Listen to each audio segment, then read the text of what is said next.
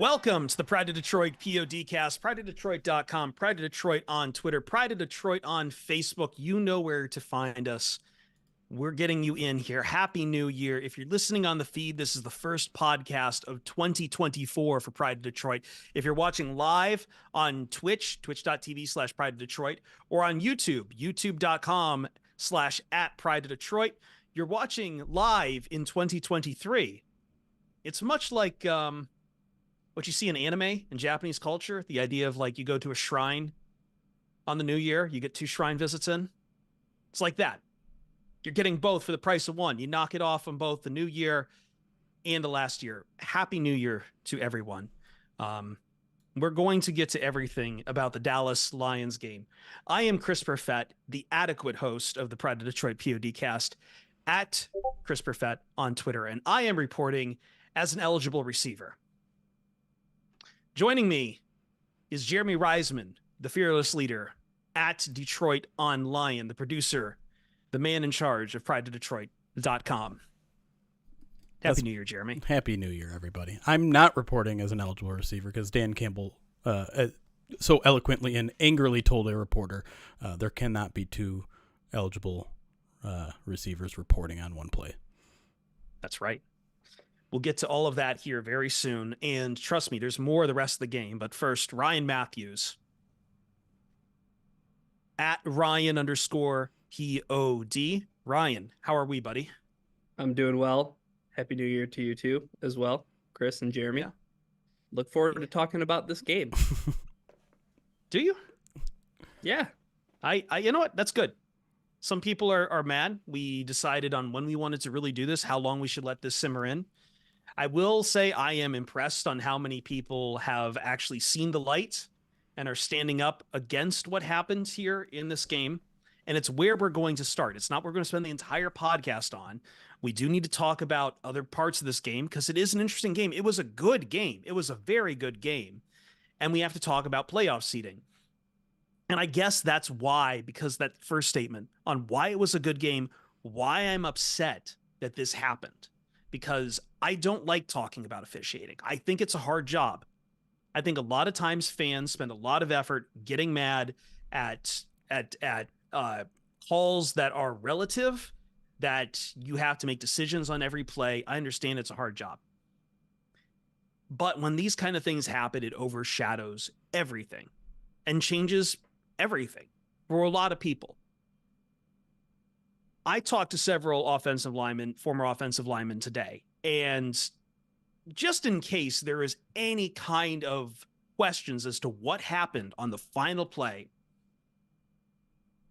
we get to the 2-point conversion. Now, before the game, Dan Campbell had told the officials, hey, we run these kind of plays on 2-point conversions. And in fact, eligible men is a very big thing on any kind of PAT or 2-point play. Taylor Decker goes over, waves, rubs his jersey, which is the universal sign for I am the eligible receiver. He also goes over because it's so loud in Dallas and tells one of the officials, I am reporting as an eligible receiver.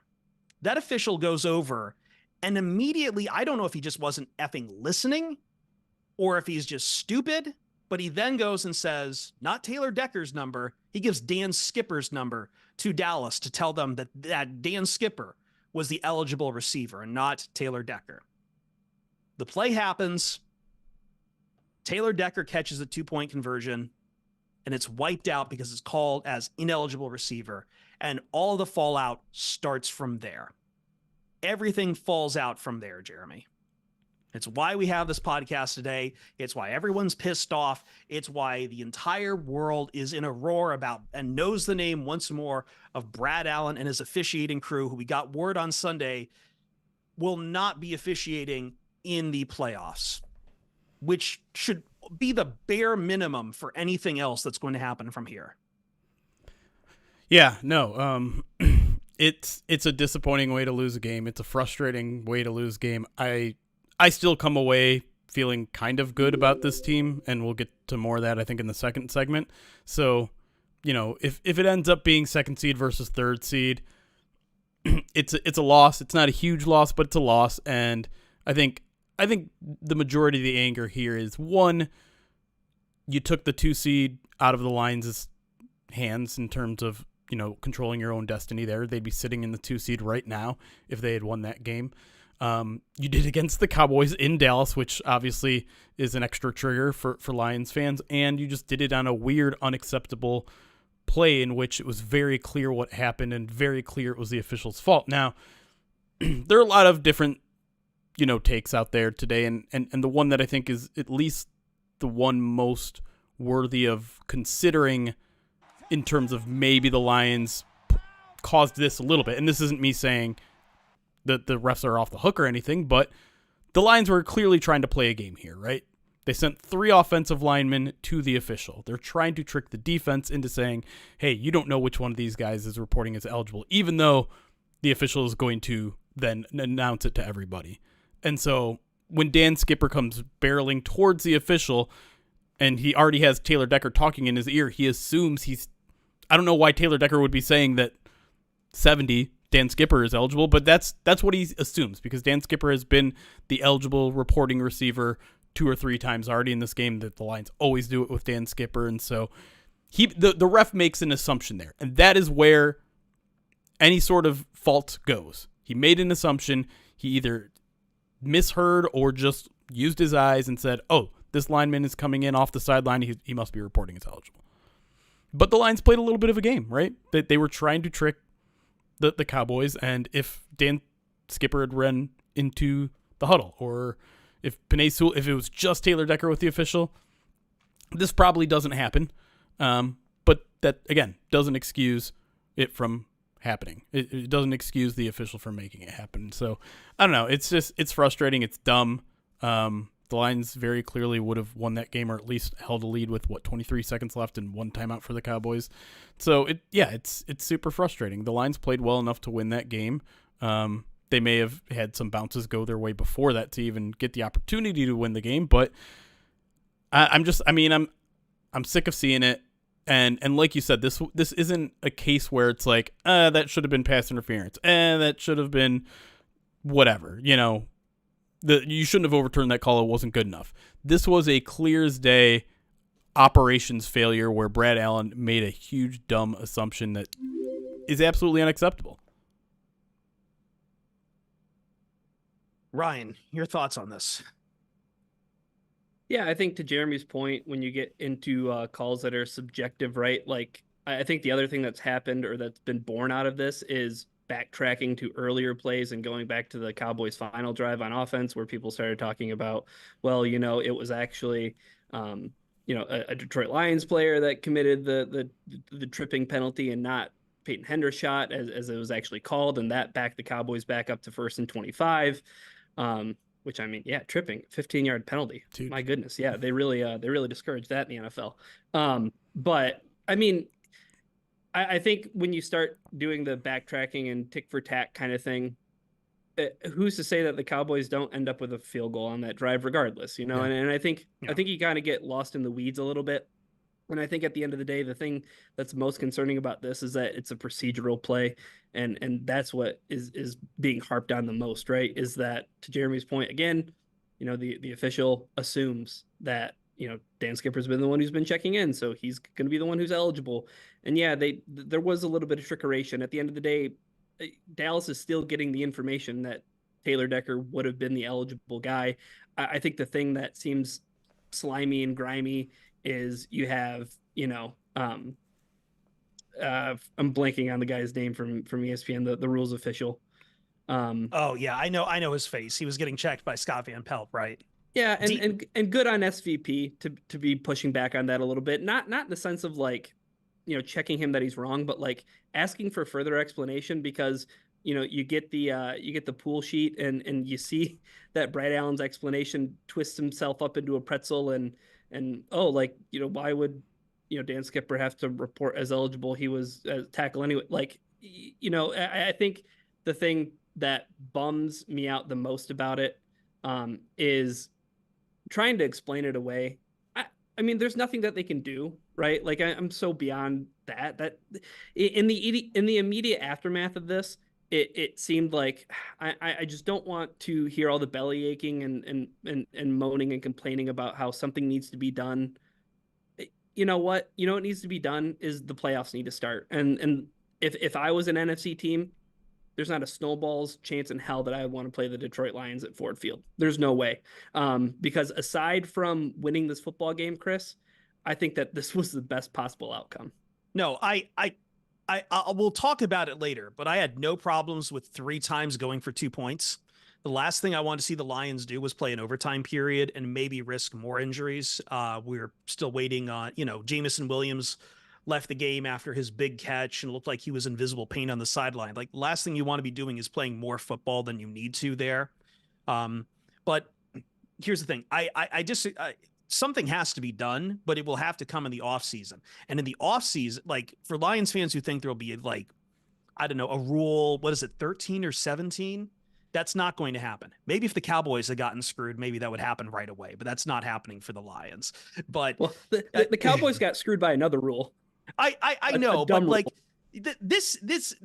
this one actually makes me mad because, as you guys said, it is the clearest we can draw out of any screw ups from point A to point B, from you made the wrong call on technicalities that was clearly your fault, not a fault of a player or a obscure rule, your fault for making the wrong call, to point B of a team loses the game because of it. It's not like there's 5 minutes left after a picked up flag. It's not that it is an obscure rule about it's not that it's a misunderstood rule about a batted ball out of the back of the end zone. It's not any of that. Point A to point B, it is crystal clear. And like, I know they were doing some trickeration, but again, Taylor Decker's making every signal out there that he is, even if the official can't hear him, he's making every signal he can to say he is the eligible receiver. They have been told before the game that on these kind of plays, Taylor Decker is probably going to be the eligible receiver. They have all that information out of there, and they just, his brain shuts off. He's on effing autopilot and just doesn't think. Like, the worst part is what the NFL should be doing in the offseason is not worrying about the tush push or the fumble out of the back of the end zone, which everyone immediately started screaming and belly aching about, or about what a hip drop tackle is, Ryan. It should be about how are we going to get any kind of quality control to stop this kind of thing from happening again. It's a small comfort for the Lions, who once again have to beta test this kind of thing for the NFL, but it's clear at this point, like, this can't happen. Like, officiating has been a big storyline all season, and this seems to have been the worst of it. Prime time standalone game in Dallas on a big night where they're honoring Jimmy Johnson, a legend in the game, with the Lions and the Cowboys, 2 of the biggest draws in the country right now. And it's on the end of the game, standalone, the last Monday Night Football, the last ESPN regular season game. And that happens. And you immediately get the videos on the Monday Night Football broadcast counteracting everything Brad Allen said. Yeah, that's huge. But how does this get fixed with, because I saw in terms of the corrections that could be made, right? A lot of people said, well, things like this that are happening this late in the game, like, things should be 100% reviewable, right? Like, everything should be reviewable. It's careful with Pandora's box, because that happens in NBA games. And let me tell you what, people love when it's time to go to the monitor because the ball went out of bounds, time to go to the monitor because of this X, Y, and Z, And even if they would have reviewed this, right, the ref told Dallas that Dan Skipper was the eligible receiver. Right. And that might have impacted the play, right? You just have to redo the Tecker. Yeah, you just have to redo the play, which happened. Mm-hmm. Yeah. No, I mean, I think you're right. Like, we can all scream to the heavens, something needs to be done, but like, what? The competent refs just don't fall out of midair, man. Like, they hold these refs accountable. It's quite possible Brad Allen gets fired this offseason. Like, he's been surrounded by way too much controversy that, as Chris said, Adam Schefter is reporting that his crew is most likely not going to be calling games in the playoffs. He might get fired, and those things tend to be like, they happen behind the scenes. You don't like, it doesn't make a huge headlines when refs get fired, but it happens. They cycle through refs, and you can say, you got to make them full time. You got to do this. You got to hold these guys more accountable. Like, if we're just constantly cycling through refs, you think that's going to make them better? If we're just cycling and no one's getting experience, it's frustrating as hell.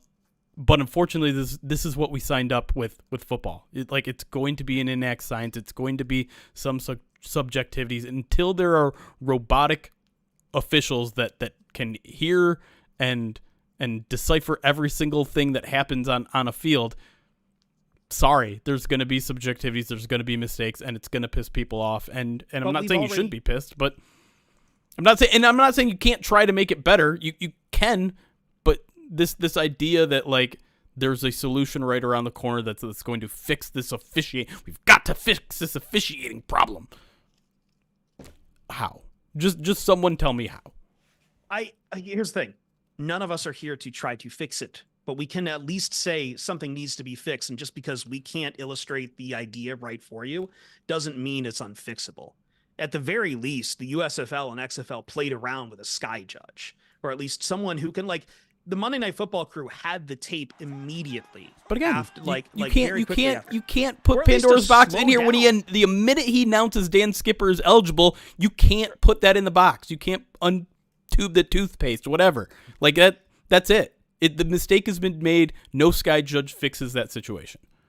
Sure. I don't know, but the point is that you still have a line from point A to point B on how the Lions were taken out of the game, and people are going to be frustrated. And I think not only that, with the amount of gambling now, like the kind of paranoia it has set up for, there's nothing that's going to take down the NFL, but people's trust gets eroded so quickly by how, like, when crews make these kind of mistakes.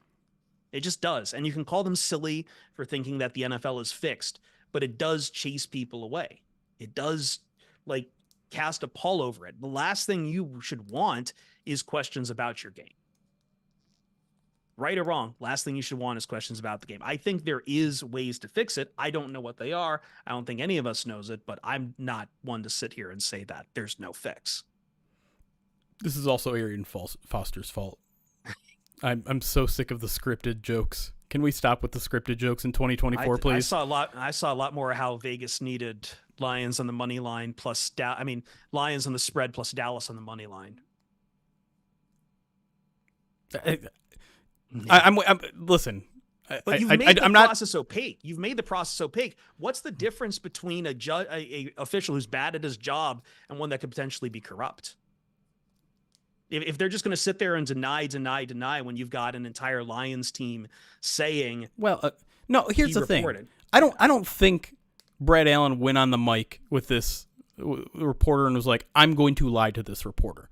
I think Brad Allen truly believes that Dan Skipper like patted his stomach or made some sort of motion as he was running on, and I believe he read that as it's rubbed the number of the jersey, and he did something like that. So I believe that Brad Allen believes that Dan Skipper reported eligible. I don't think he's like lying, but he's also still. I mean, he's wrong.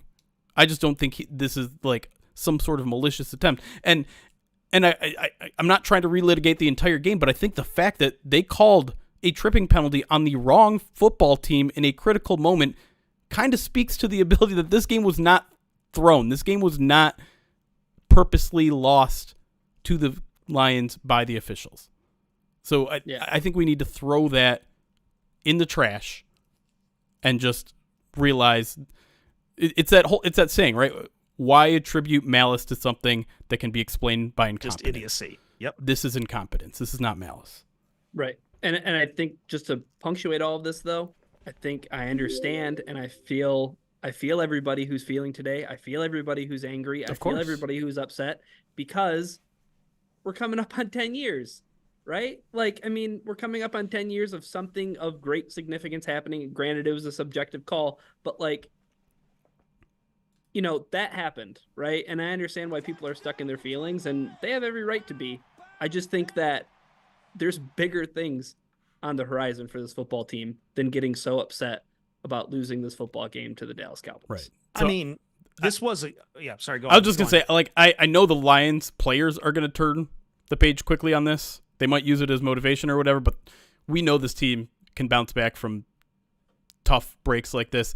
Absolutely. I'm hoping Lions fans can, because I understand if they can't, but like, I think what Ryan just said was really important. Like, there's so much more ahead of this team this season that let's not get stuck on this. And that's why I'm eager to talk about the second segment, where we can talk about some what I think were positive developments in this game. Yes. I think it'll stick in the craw of fans for a while just because they remember a lot of these things. But you're absolutely right in that the next couple of games coming up should completely overshadow this. And really, at the end of the day, and why Dan Campbell's going for 2 in the first place is this was a house money game.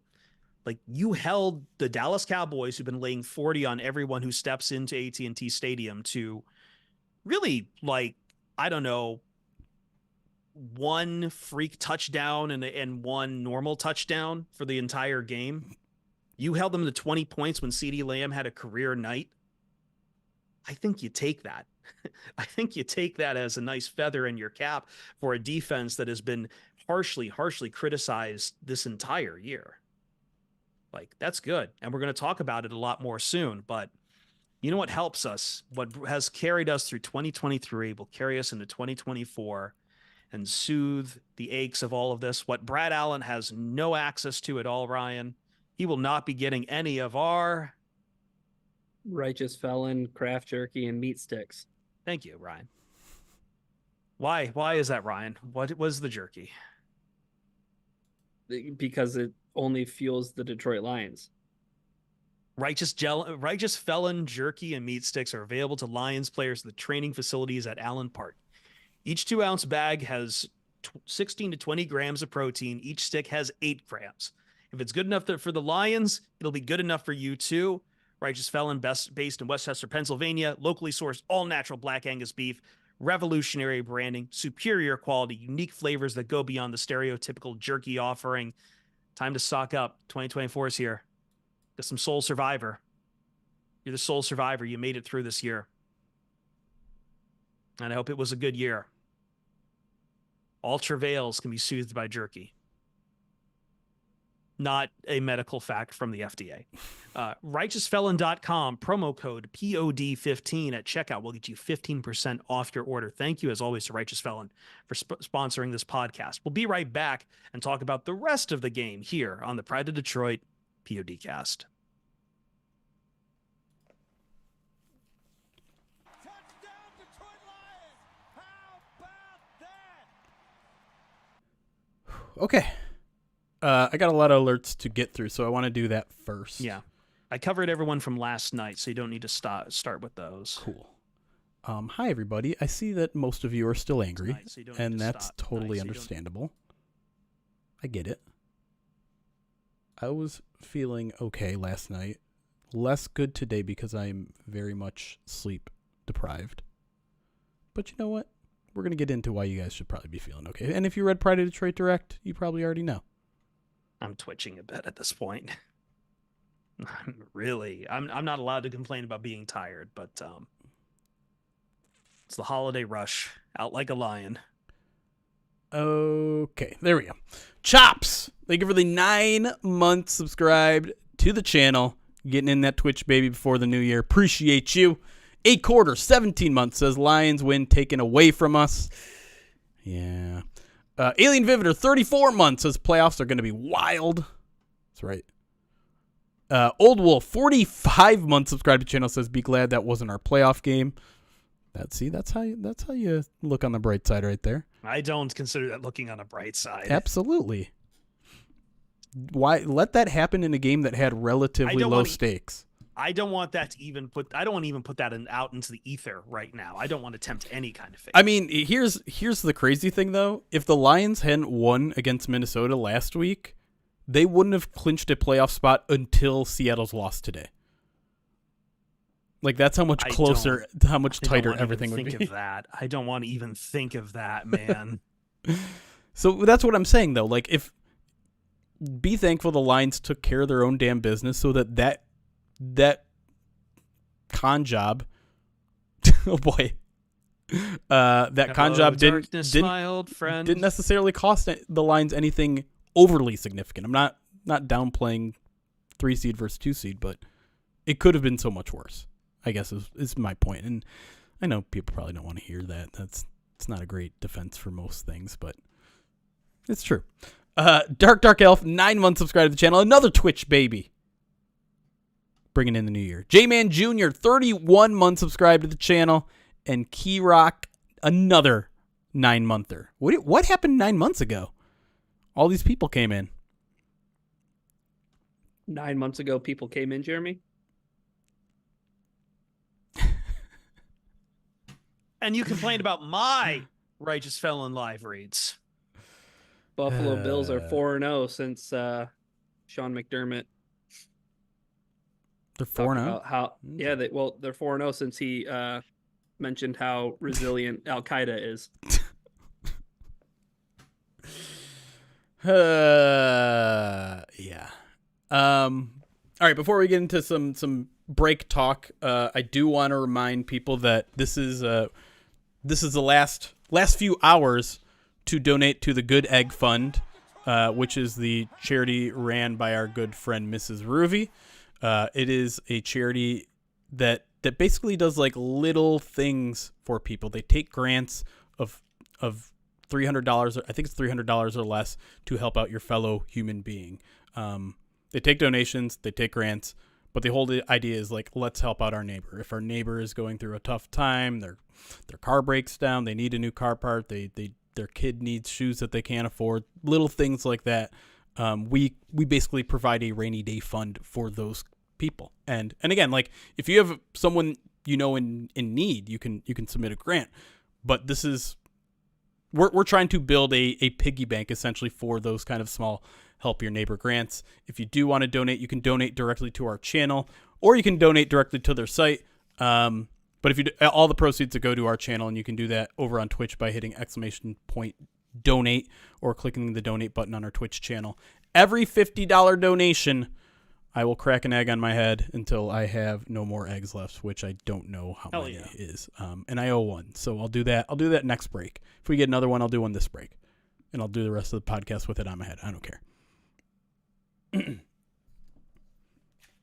Okay, spiel's over.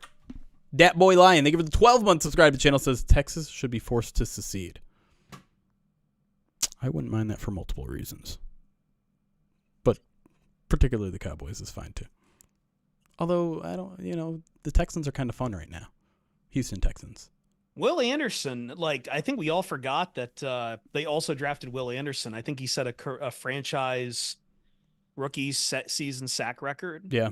7 today. I mean, 7 for the season. So take that, J.J. Watt. I'm not rooting for either team tonight. I don't really care. I'm going to do what I do always. I'm going to root for a tie. Yeah. Because it actually, no, wait, with the Seahawks losing. Yeah.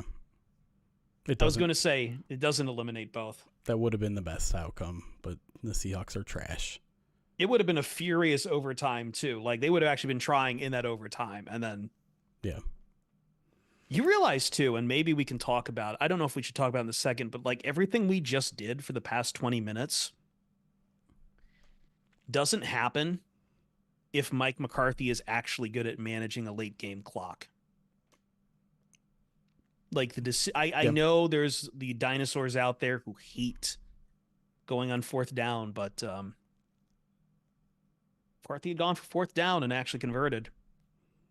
Lions are cooked. We're not doing any of this. Yeah, and the throw on 2nd down, right? The throw away, which also, I mean, I think some of that goes on Dak, right? Yes. He threw the ball away. That had no chance of being completed. So you tuck the ball and run over doing that. Just take the sack on it. I'm trying to remember though, in terms of field position, if he takes a sack, they're well out of field goal range, or they're probably yeah. But that's why you tuck it in, try to get a yard or two, right? Throwing it out of bounds it's bad. It's the worst thing short of a sack or an interception, right? Choosing to pass the ball though is a Mike McCarthy decision. And correct. Yes. Yeah. Yes. David Tepper throwing waters on fans. Did you guys see this? Yeah. Yeah. The video going around. It's. Interesting. It's like the Santa Claus. As soon as one Dan Snyder dies, another one has to emerge. Can Can they vote him out? Who's they? The owners, like, can Well, they? I mean, not that they would, but like, well, I mean, here's the thing. Here's the wild card in it. In that, I mean, he can make a fool of himself however he wants. The important part is he's trying to get a new stadium in Carolina. yeah, I'd press charges so hard though if I was that Yeah. fan. Oh, yeah, man, yeah. And it's Jacksonville too. You'd find some you'd find some gory lawyers. I feel that drink hit my shoulders. I'm turning around like Johnny Manziel. Like you're so screwed, buddy. How can there not be a personal injury or tort lawyer just sitting next to him, being like, "Here's my card." Jeffrey Feiger woke up from his nap on the couch when that happened. Someone tweeted, it might have been Every Day Should Be We'll do Sunday. It was like, yeah, if that water is hitting me, like I'm whipping my head back and pretending that I have a neck injury. And dude, if I was the lawyer, I'd do it for free and just take a percentage and go home happy. Also, just really hate the Panthers because they made a dumb trade with the Bears, and now the Bears have the #1 pick. Yeah. Cardinals had to win today, of course. And if the I mean, that's a whole that's some. Well, You know, let me ask you That's some this. Schadenfreude that we should definitely talk about. In like okay. third Well, segment. I want Jeremy to finish the alerts, but I do want to talk a little bit about the Bears because I think they're about to do something really dumb.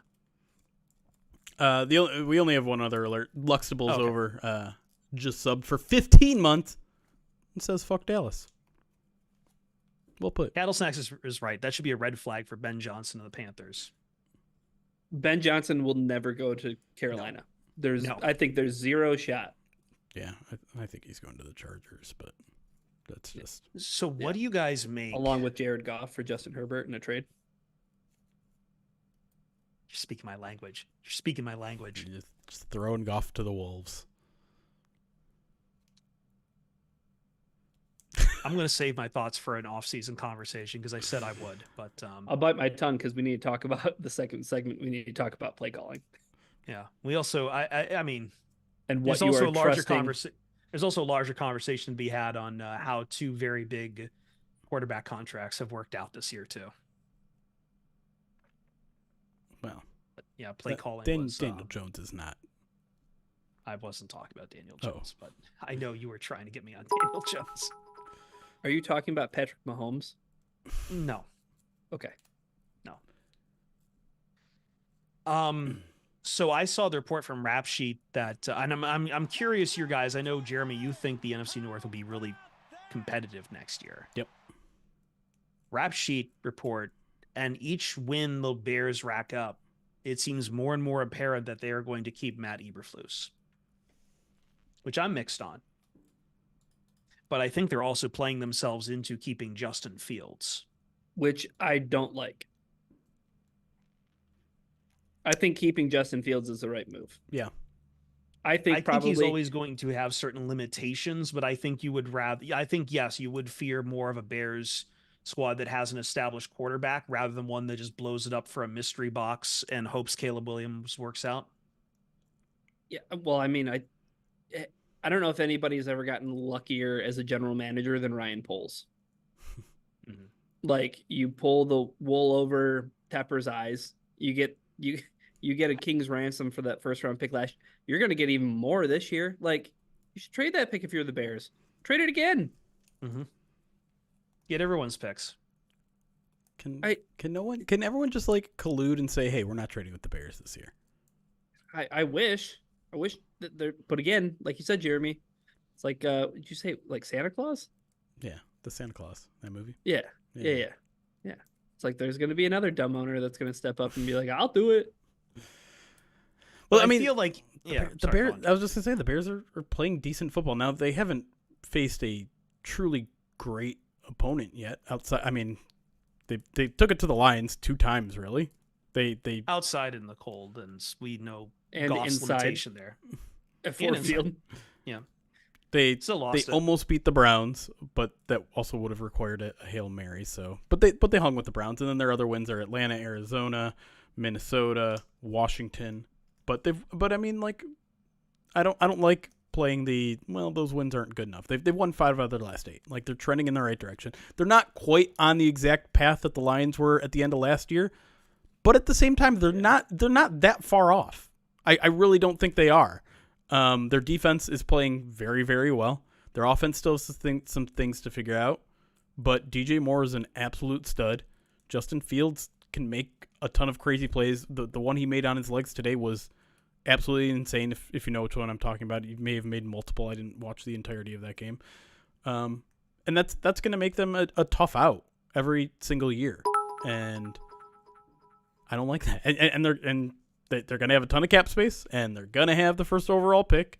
And so they could make the leap next year. And what's going to be really freaking annoying is that we're going to hear about it from Bears fans all offseason, because they do it every year. This season? Yes. I was going to say, except there's going to be at least a little bit of legitimacy, so that Perez guy is going to be like, I think this team's going to win 13 games, and then when they win 9 next year, he's going to be like, well, if this would have happened, and if this would have happened, well, I would have been actually right. And I'm just going to keep giving them the stink eye. Because the Bears are one of those teams who, much like the Giants, I trust them to do the wrong thing. It's in their blood. Yeah. But I don't know. I think that's a playoff team next year. I do. Maybe. How many playoff teams are in the NFC North next year? It's a great question. So I'll say, hot take, I think there might be 3. Yeah. I mean, and the Vikings are not one of them? Vikings are a really interesting team to me. I think it could be a coin flip between maybe Packers and Vikings. It's gonna be a very interesting offseason. Yeah. I worry about kind of some of the growing pains the Lions will probably have for the first year without Ben Johnson, but that's also something we'll talk about when we have to get to that bridge. So, yeah, I don't know. Well, I mean, if you're going to start shipping coordinators off, is anybody going to give Brian Flores another shot? Please, that would make me feel so much better about the future of the NFC North. Someone go grab Brian Flores tomorrow. Liam's got a very good point. Packers don't fare well with coin flips. What's that? Jair Alexander That's joke. a Jair Alexander joke. I'm stuck in the Lions-Pittsburgh coin flip jokes. Schefter had a doozy of a tweet today about procedural things that have happened recently in the NFL. Mm-hmm. And the 2 things were obviously the thing that happened last night. And then the other one was Jair Alexander for the coin toss. And it was like, oh, that ended up working out, but they saved themselves from it. It's like, oh yeah, it's so on the same level, Adam Schefter. But it is kind of like an interesting comparison in that the refs in the moment, to get clarity, they stopped and they're like, are you sure you want to do what you're doing? Right. Oh, for sure. Now, yeah. Granted, it wasn't the play clock is running. It's different in that the game hasn't even started. Run yet. in and call the play dead and stuff. You know what I mean? Yeah. Yeah. But you would. I mean, that's what I think everyone wishes what Brad Allen would have done in that instance is just breathe for a second, and a guy is talking to you and you're running away from him. Just take a moment. And I'm with the crazy Rex Ryan rant where he's just don't blame the players. The players did everything they were supposed to do. Don't say Taylor Decker needs to do a better job getting this guy's attention because he pointed, he talked, he was as close as possible, and then the ref ran away from him. He can't literally. You would hope the ref is paying attention to the game and not thinking about what he's going to order for pick up and go from Applebee's later. Right.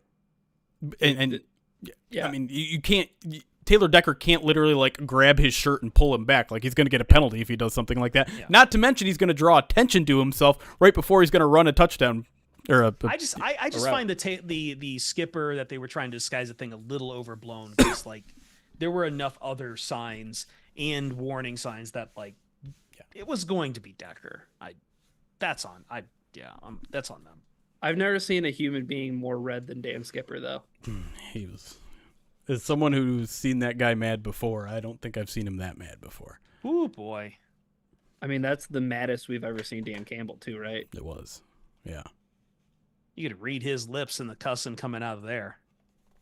But I think, I think it was Mike who pointed it out, Mad Dan Campbell is still extremely polite because when he chewed out Dave Burkett for what was probably a little bit of a silly question, he's like, sorry, Dave, I didn't mean to take that on you. But I'm frustrated. He's a nice, polite Texas boy. Oh, man. What was the exact quote? Because I love it. I don't like losing Dave. Yeah. Yeah, I mean, like, and I get what Dave was trying to ask. Like, are you frustrated about the play call? You're frustrated about losing? Are you frustrated about whatever? Like, he's trying to, like, get what exactly is the source of your current, very clear irate state. It was just too general of a question. It He was needed too- to be yeah. more leading with it. Right. Yeah. And at the same time, like, we all know the answer to the question. It wasn't just that the Lions lost. He was pissed at the refs still. But he can't say that. But he can't say that. And so I think that's making him reach another level. It's like, Dave, you know what I'm mad at, but I can't say it. Yeah. It's like, are you like, I'm frustrated already. Are you baiting me into trying to get like in Right. financial trouble? Right. Like, yeah. And that's like it's such a tough line as a reporter, because those are questions you probably have to ask, but you also don't want, like, you don't want to lead a guy into costing him $20,000, right? They can't find the entire Lions team. Here's the thing. I don't think anyone in there said anything worthy of getting fined, right? They were just recounting what happened in their eyes. They weren't the closest anyone got is, I think Jared Goff said, like, they got it wrong. And that's just based on his recounting of the story. And so if the NFL is so sensitive where that's going to catch a fine, the NFL's got a problem, because that was like what Patrick Mahomes did was very clear and over the line and ridiculous. Yeah, Travis Kelce, his legacy. Jesus. How could you do that? The last thing I'll say on this, because we do need to talk about other things, and I'll save some general NFL stuff for the next break, because I don't know if anyone's beating Baltimore at this point. But shout out to the Pop-Tarts could beat Bowl. Baltimore. What's that? I said Baltimore could beat Baltimore. That's true. Lamar Jackson, very quarterbacky. More touchdowns than incompletions. Last time I checked, that's good. Shout out to the Pop-Tarts Bowl. They knew what was up with that game. The odds that Chris was going to bring this up were at minus 10,000. No, they had it. It's. I'm not even talking about what they did in the Pop-Tarts Bowl. I'm just talking about The tweet. the tweet. Mhm. Yeah. Yeah, that was good. I like that bowl games are now just like about the brand. Like, no one even cares about the game anymore. It's about dunking mayo on people or anthropomorphized Pop-Tarts. Which we apparently lower into toasters and eat alive. Yeah. That was disturbing. People had a problem with, like, oh, I don't like mayo being dunked on people, but, like, I had more of an issue of the idea that we're performing ritualistic cannibalism on mascots. They're happy about it. Like, he couldn't have been more thrilled to jump into that toaster. I'm sure there were sacrifices to the Aztec gods that were happy about it too. But, like, I have seen more highlights of mascots and stuff from the bowl games than highlights of the bowl game. All I could tell you is that Florida State got washed. That's the only thing I know about any of the results. God. I know we have to get back into it, but I can tell you one other result, in that Ohio State didn't score a touchdown. No, I did see that too, which is funny. But, like, yeah, it's weird to me that the transfer portal stuff all happens before bowl games. That seems like an easily fixable problem.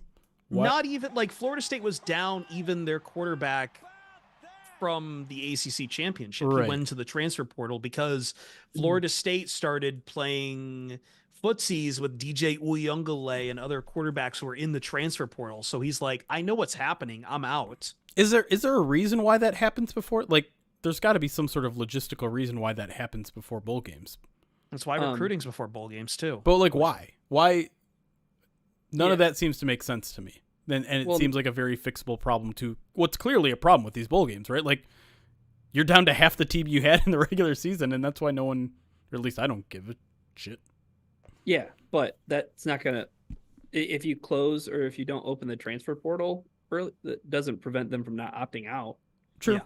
You know what I mean? But Like, it just reinforces the NFL sitting out that nobody's going to play in these bowls. Yeah. College football's dead. It sucks, but I mean, it might have a chance to fix itself because this is the last year of 4 teams playoffs. That, like, you'll at least get more teams involved in it. But, like, yeah, all these mid-level bowl games are this is dead. And that's bad for networks because they really want bowl game eyeballs. I'm sorry. Go on, Jeremy. No, I was just going to say chat's bringing up that most Register schools, before classes. Yeah. most schools start in January. Not here to play school. Not here to play school. Not here to play school. Talk about an anniversary. Really quick, a couple more alerts came in. Nick the Greek 100-bit says Ryan Matthews. He spelled it with 2 T's, so I'm already trying to trigger you with this one. Ryan Matthews' New Year's resolution is to never go on Locked On Lions again to feed his Blue Chew addiction. Not that horny. Nick the Greek with 1 bit says, I like how Jeremy does the therapy read now, but nobody pushes boner pills yet. This is a spy podcast. Mr. Broker, 21 months at tier 2. Thank you, Mr. Broker. Does the therapy reads have the same kind of sexual energy my jerky reads have, at least? No, I get a very... I don't stray too much from the script. Unfortunate. Yeah. I think maybe I go straight script for the post and the pre-reads, but not mid-rolls. That's where you have fun. Well, yeah. Plus, I mean, you're hawking meat. I don't know how much sexual innuendo can fit in a online therapy read. Jeremy's walking. We can try to find out. Tightrope right now. I am. Zern Baby Zern, 34 months, subscribe to the channel, says this team is going 12-5. And that's a successful season no matter your expectations heading into this year. People are going to be upset if they don't win a playoff game, but I'm still... And I'll be upset in the moment, obviously, but I'm kind of with you. Like, they won. Playoff games are random. They're They're random. Why is chat talking about Kirk Cousins with his shirt off? Something happened on Thursday or whatever day it is. Someone took their shirt off. Do I want to play sexy. the Packers, Rams, or Vikings? Which, by the way, spoiler: if the Lions have the 3 seed, which is almost certainly going to happen, those are the only 3 teams it can be: the Packers, the Rams, or the Vikings. I would, in order, prefer.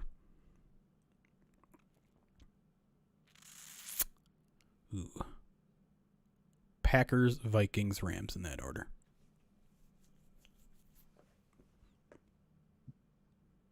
Rams,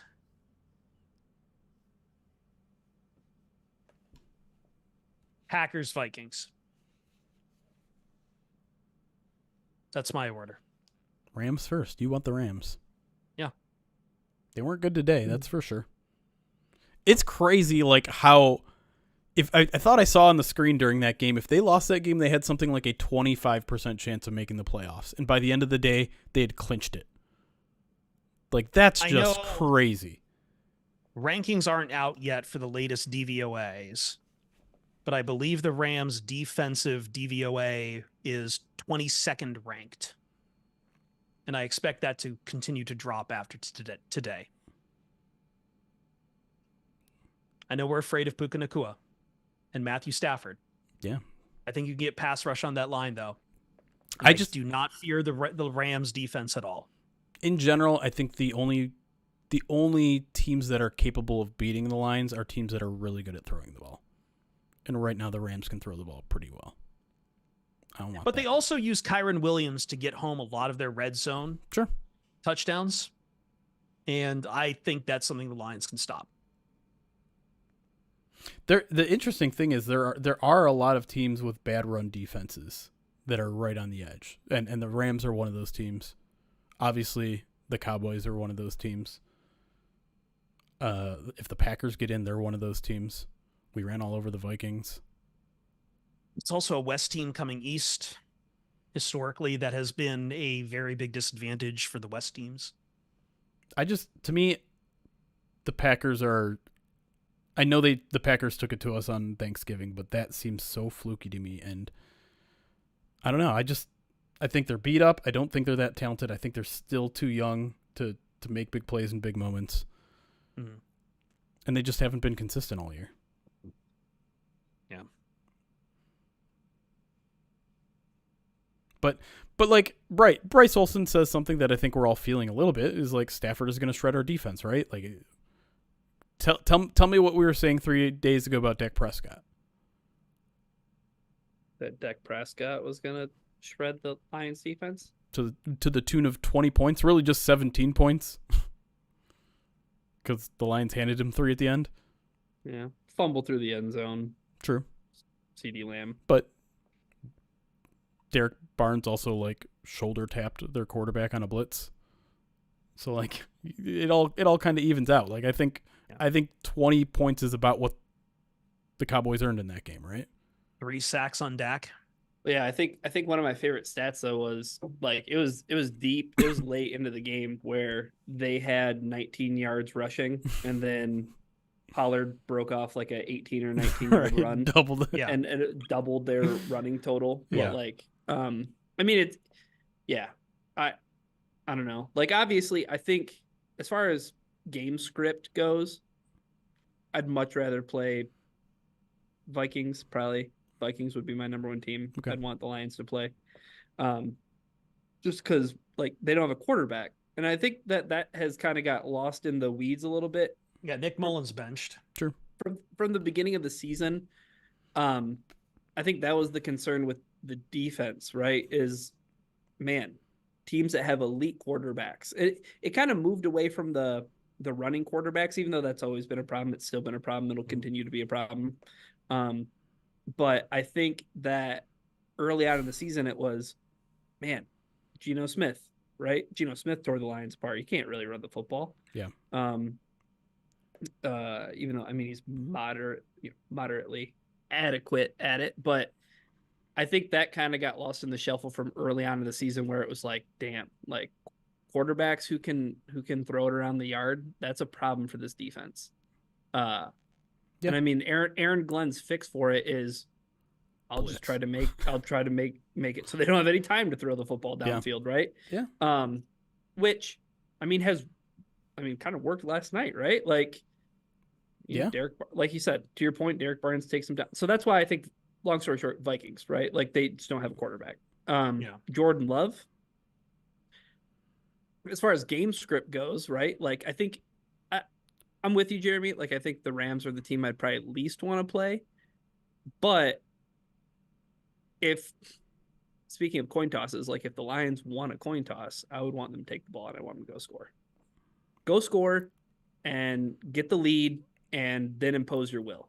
Like that's how I'd want them to do it. Like I don't want the Rams getting the ball first, and I don't want them to get any juice, and I don't want the Lions to have to worry about abandoning the run for whatever reason, which they won't. They never will. Right. Like I just think the way this pass rush is playing, you can also hit Stafford. Yeah, but we all know that Stafford's gonna cyborg his way to the end of the game no matter what. Toughest He dudes in the is NFL. tough. He's older now too. I just don't have I've watched a lot of Rams this year, and I just don't have that same fear. I think that, like, I understand it. You see the name, you see the familiar names to it. You see what Puka Nacua is doing this year. The separation in the 3 in my mind isn't terribly great. Cooper Kupp. And if you're going to go deep in these playoffs, you're going to have to play teams like that at some point. You are. But, I mean, between the Rams, the Vikings, and the Packers, which one of those teams is playing good football right now? I guess the only reason I really do not want to play the Vikings, it's the 3 games in 4 weeks thing again. Yeah. But I don't want to count my chickens before they hatch, but like I'm already thinking about Dallas in round 2. See, I'm not there yet. I want them. Mentally, I'm there. And well, I'll save this for when we discuss playoff stuff in the third segment. We should get back into it. I think we've had let's do that. a long enough break. We're almost at an hour, so Thanks, chat. And a reminder, ! Donate if you want to donate to the Good Egg Fund. Crack some eggs on my head before the new year. For every, what did I even say? What kind of $50 donation? Let's help some people out. Let's help out our fellow brothers and sisters. I don't think the players will overlook anything. How am I not myself? Like, dude, I know we're I'm talking an about idiot. it, but yeah. Yeah, I'm an idiot. Like, they're not doing that. This And loss- let's talk about it in second segment. I kind of agree with Colton and Pouncey and a few other people today. I really do feel like this loss might be a good thing for the Lions and motivating them. Stop. I had that take first. Oh, you Second did? segment. Okay. Let's go. Ryan's take. Okay.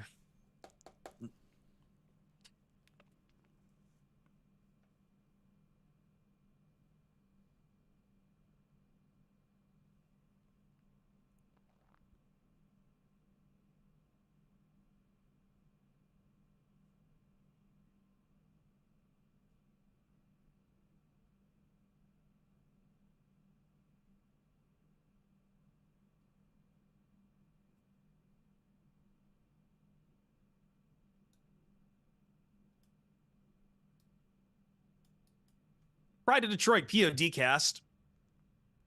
This is always the struggle after these kind of games to focus on everything else that happened in the game, but there were really interesting things that happened in Dallas, Detroit.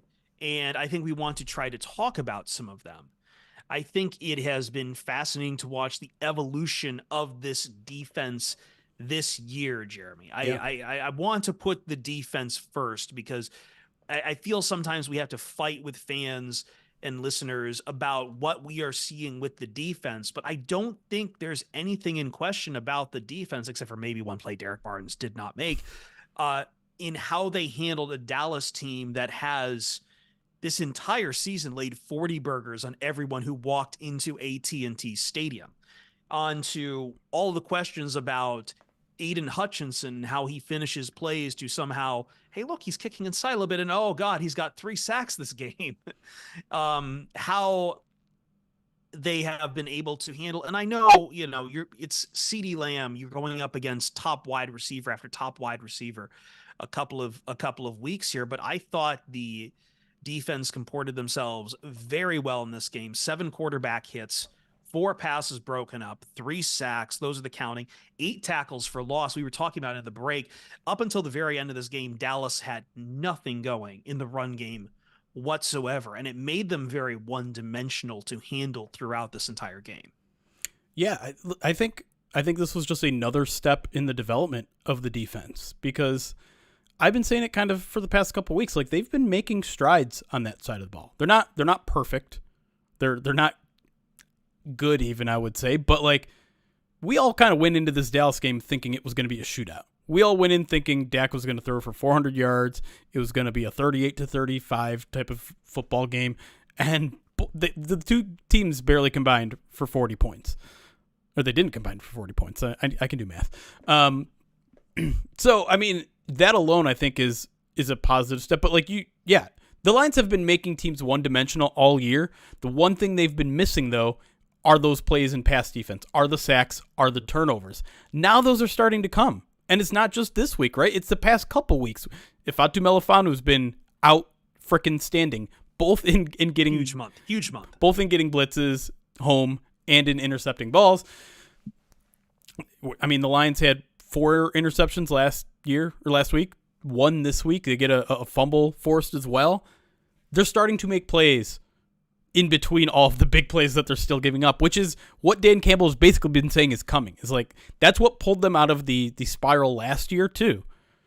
Their defense was horrible last year, but what pulled them out was starting to generate those turnovers. And now you're starting to see some of the confidence get built back in some of the playmakers on this defense, in your Aiden Hutchinsons, in your Kirby Josephs, in your Ifeatu Melifonus, and you're about to get 2 or 3 more playmaking defenders right around the corner. Aleem McNeil is expected back either this week or next.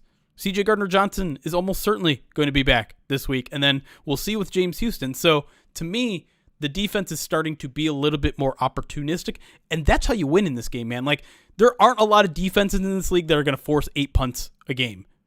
You just need to get your hands on a ball every now and then, get off the field, get a turnover, get a sack, knock them off their schedule. And because this team already consistently makes teams one-dimensional with one of the best run defenses in the league all season, they're going to continue to get those opportunities on 3rd and longs, on 2nd and longs, to get their hand on the ball, to get to the quarterback.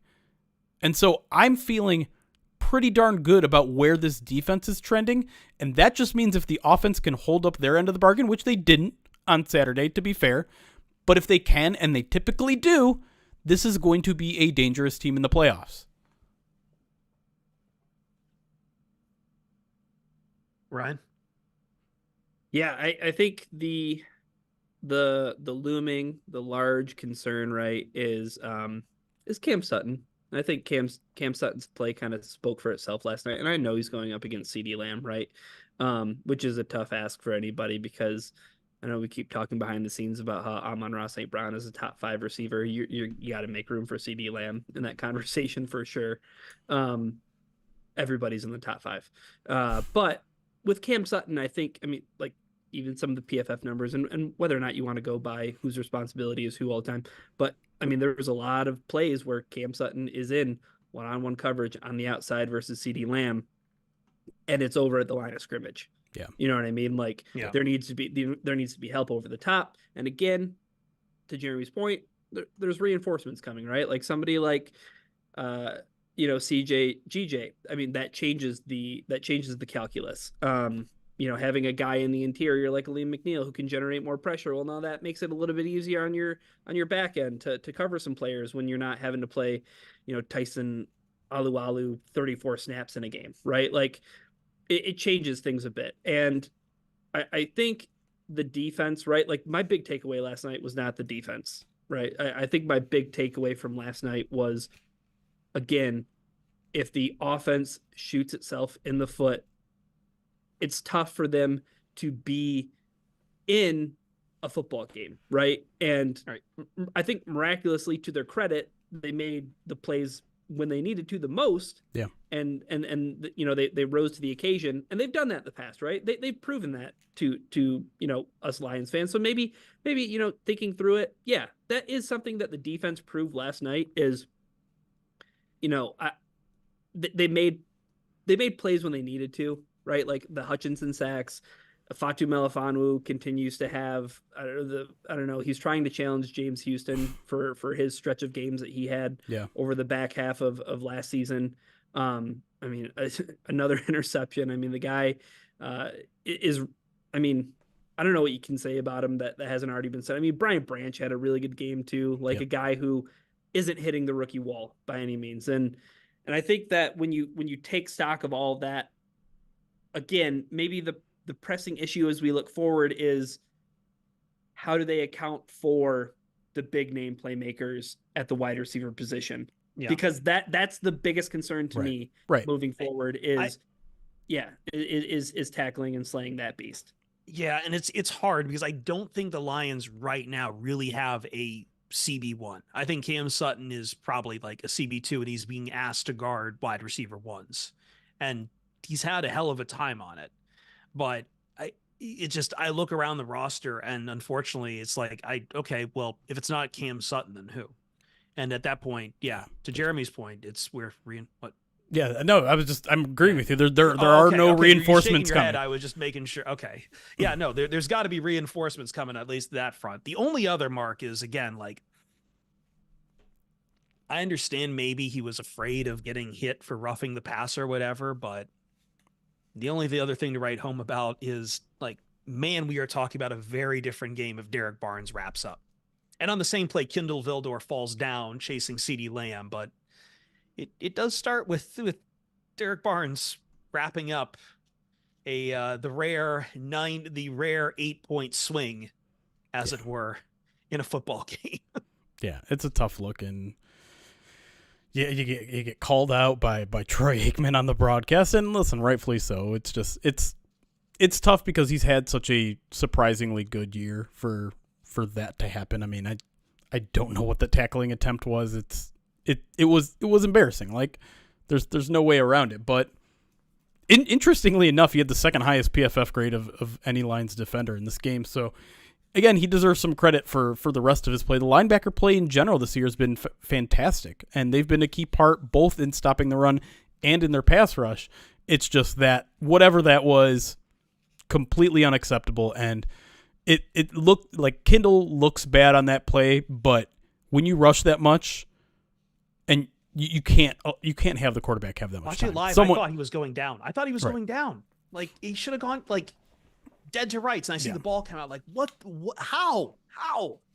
It's ridiculous. But I don't know. To me, like, overall, I do kind of credit the defense for this game. And if you look at the totality of the season, the defense has carried the offense in a couple of these games. They've won a couple games 20-6.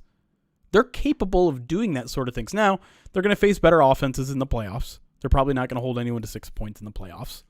But if they can hold them to 20, like they did on Saturday, like, they're going to win a game or two.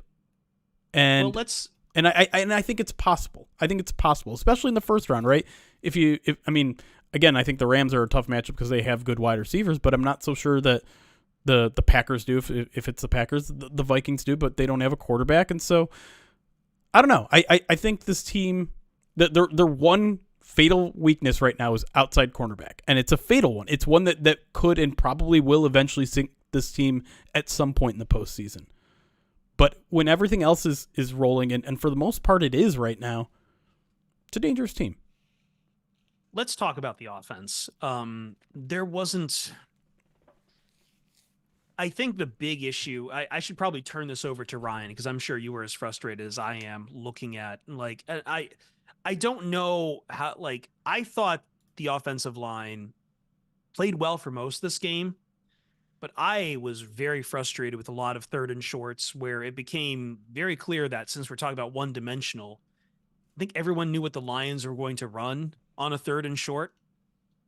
And boy, did the Cowboys have an answer for it. You want to talk about the Lions loving to stop the run. I think Dallas liked to get back there and just blow up those runs. 7 tackles for losses against the Detroit Lions in this game, and a lot of them came when on those delayed handoffs out of the shotgun. Yeah, I think some of the problems with the offense yesterday could have definitely been chalked up to play calling, and there were definitely quite a few spots in terms of, like, spots and situations where there were play calls that were made that kind of left you scratching your head, right? I think the over-reliance on running the football at times, again, just makes me wonder, like, in these spots, is Jared Goff a $50 million quarterback if you're choosing to instead hand the ball off? And I know that this team's greatest strength, their superpower, is the guys up front, right? Jonah Jackson has had a really rough second half of the season, and it's coming back from injury. It's where he is right now. I mean, who knows? I mean, you're so late in the season. It's week 17, right? Like, everybody's hurt. Everybody isn't, feeling even close to 100%, but I think you just see his game right now, and it's kind of everything, though. Like, it's running to that side. It's pass protection from him. He's having a really rough second half of the season, and Graham didn't have the best game yesterday either. And I think, again, you want to know the secret sauce to really disrupting Jared Goff and really frustrating him as a quarterback. It's interior pressure. Yeah. And we've seen it time and time again, when the Lions are shorthanded at, along the interior. But that was kind of the scary thing about last night, is they weren't shorthanded. They had everybody healthy. They had everybody in the starting lineup. And, the Cowboys, they did, I mean, to their credit, I think that their defense is very disruptive, right? Like, the guys they have up front, like DeMarcus Lawrence, I mean, some of the plays that he made, especially in run defense. Yep. Micah made his fair share of plays as well. I think that's my concern. If my concern with the defense is how they're going to stop corner, or how they're going to stop, outside wide receivers, how they're going to stop, big name playmakers like that. What happens when this team runs up against a defense that can really generate pressure from the middle? And maybe that's my concern with the Rams, is they still have a guy named Aaron Donald. Sure. And that could be an issue, right? For as middling as their defense has been, maybe that's the perfect storm of what can maybe sink this offense, is if they can't keep Goff clean, if they can't keep Goff in that pocket operating in rhythm, what happens, right? Yeah, but I mean, I haven't sat back and watched the game over a second time, but to me it felt like a lot of the mistakes being made on the offensive line weren't necessarily the Lions just getting beat one-on-one. Now, that did happen a fair share, right? Like, there was some pulling problems, right? Like guys there was that are pulling missed and missing assignments, blocks, missed assignments, just guys that went completely unblocked. That to me is so easily cleaned up and so uncharacteristic of this offensive line. I'm not that worried about it.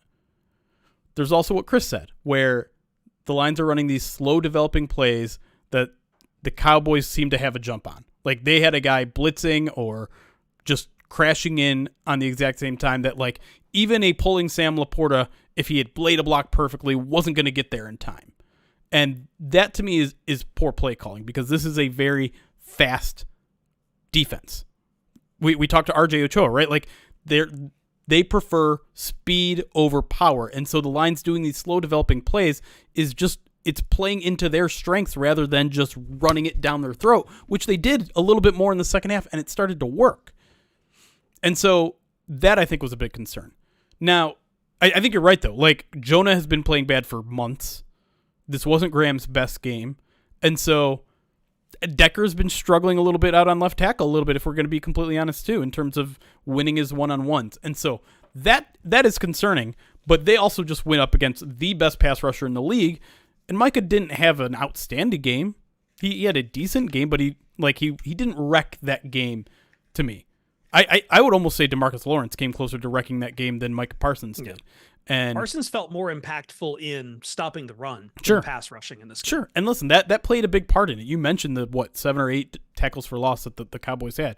It seemed like the Lions were constantly getting themselves into good down and distance, like a 2nd and 4, a 3rd and 3, and then they would get tackled for loss by 3 or 4 and blown ruin the up drive. right away. Yeah. Right away at the line of scrimmage. Just Never had a completely chance. Annihilated. Like Like Jahmyr Gibbs getting the ball from Jared Goff, and Micah Parsons is right in his face. So, I mean, I think that specifically kind of defense, the speedy type, where you would think that the Lions would thrive against that, right? Like, this is a mauling physical football team. They should be able to beat up on these smaller but faster defensive lines. But I don't know if it was the play calling. I don't know if maybe I just have that wrong. Maybe I have the arithmetic wrong there. Maybe speed beats power in these situations. But that to me was obviously, to me, that's what lost the Lions this football game. But if the offensive line is what lost this team this football game, again, I spin that into a positive. That's the most reliable unit on this football team. If that's what caused them to lose, it's not going to cause them to lose a second time. Yeah, I agree. I get a little worried sometimes on Jared Goff going a little bit hot cold in this game, but can't take anything away from him when he marches right back down the field after a big interception. I mean, again, that speaks to his stability, right? Mm-hmm. He makes a pretty huge mistake that 8 times out of 10 probably costs him the football game, comes back and drives the team to a quote unquote game winning score. Which only happens if the defense holds them to a field goal, right? True. Like, yeah. I mean, yeah. that's again, that's the marriage between the two. We absolutely cannot bury what I think was probably Jared Goff's best throw of his Lions career. The JMO throw. You want to talk about a perfect marriage? It was everything. Yeah. It was over the middle of the field. It was in stride. But the thing that I thought that was most incredible about it, Goff stood in that pocket and took a major hit from Micah and delivered in the best possible way. It felt like this is what everyone's been waiting for with JMO, right? Of course, the monkey paw curled and JMO leaves the field right after that play. But I think there were a lot of peaks and valleys, I think, with the offense yesterday. And again, it had a lot to do with the pressure and that kind of threw things off. I think kind of like my read on it, though, Jeremy, is I think maybe Ben Johnson thought, here's how I'll counteract the Cowboys wanting to get so upfield on defense is I'm going to let them get upfield and then I'm going to let Gibbs go right by him, right? But a lot of those, offensive linemen that were pulling, they weren't getting there fast enough because they were almost letting a lot of those guys get so deep in the backfield. Yep. The plays were dead in the water. So, I mean, this was Gibbs' worst rushing performance of the season. Montgomery was a steady guy, but I think a lot of the Gibbs math, I have to double check it, but I feel like a lot of it is negative yardage from those tackles from loss on those delayed handoffs, though, Ryan. sure. Like, I think Yeah, that's he cutting wasn't. into his net average. Yeah, I'm not saying that like it was Gibbs' worst performance in the Mhm. sense that like it was his fault that he was playing Yeah. poorly. It again, was to a your lot of point- bad play calling. To your point, hot cold. He's either getting the tackle for loss or he's showing his speed once again. There's a couple of shoestring tackles where if he just broken through just a little bit, he could have done more damage on it. Not to mention his final stat line would have looked a lot better if not for that James Mitchell holding call where he gained 33 yards on it. Yeah. Oh yeah. Yeah. Huge. I'll be honest, Brian. When you were talking about the best pass in the game, I wasn't even thinking about Jared Goff. Germ, man. What a perfect throw in a fake punt situation. So pretty. Right in there. And to me, like, the brilliance of that play was the design, because I think twice already they've run a direct snap to Jalen Reeves, maybe, and it's just a run. It's just he takes it and runs. And that's essentially what it looked like, right? He took it, he started running forward a little bit, and he pulled up, boom, hit Kendall Vildor, right? Or wait, no, it was Khalil Dorsey. Khalil Dorsey, yeah. Just like any team would be waiting for, right? Yeah, the Jalen Reeves Maven Khalil Dorsey combo. You always got to look out for that. Overall, sorry. No, I was gonna parlay that into coaching talk if you wanted to, because I feel like that's where I was gonna go. Perfect. Just overall aggression. I know I have said I had no problem with 2-point conversions at the end. I think the goal was avoid overtime no matter what. Play with the house money you had. No injury. We don't need to play more football than necessary here. Overall, I was actually fine. I thought this is one of Dan Campbell's better coached games as far as decisions and managing things. I know there were some issues early on with aggression. I think that was pulled back, but even early on, I did not mind the aggression at all. I thought those were the right places to kind of go for it there. I know some people take the points. That's easy to say, in hindsight, but no problems for me to report. I know I can tell Jeremy doesn't agree with that, though. I don't. And I'm Mr. Aggressive. I'm Mr. like go by the analytics all the time, and I thought he took it to the extreme in this game. I thought the fourth and 4 from Dallas's, the 4th and goal from Dallas's 4 was a little much.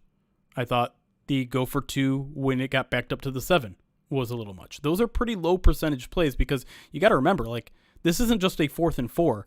This is a 4th and 4 at the goal line in the red zone. There's not a lot of room to work with, and the Lions like to utilize a lot of room. And fourth and goal from the 4, even as aggressive as the Lions are, they're not going to run the ball there. And that's their bread and butter in the red zone. That's their bread and butter in short yardage situations. And so I just thought those were too low percentage plays to go for it in that point. And the first one happens in the first half. You don't need to be uber aggressive in that situation. It's not like the game was a shootout at that point. It was 7-3. Maybe you thought that's what the direction the game was going, but it wasn't at the time. So I didn't like that one. And then to me, I find it hard to rationalize going for 2 from the 7-yard line. That is even worse. That is just such a low percentage play. I get the argument that you just don't want to play more football in overtime and you want to get out of there, but if I were to ask Dan Campbell, that's not why he went for it. I don't think he's trying to protect his players from injury. I think he just thought that gave the team a better chance to win the football game, and that point I vehemently disagree on. Yeah. Well, I think if you asked Dan Campbell, he'd give you the same answer that he gave last night. Yeah.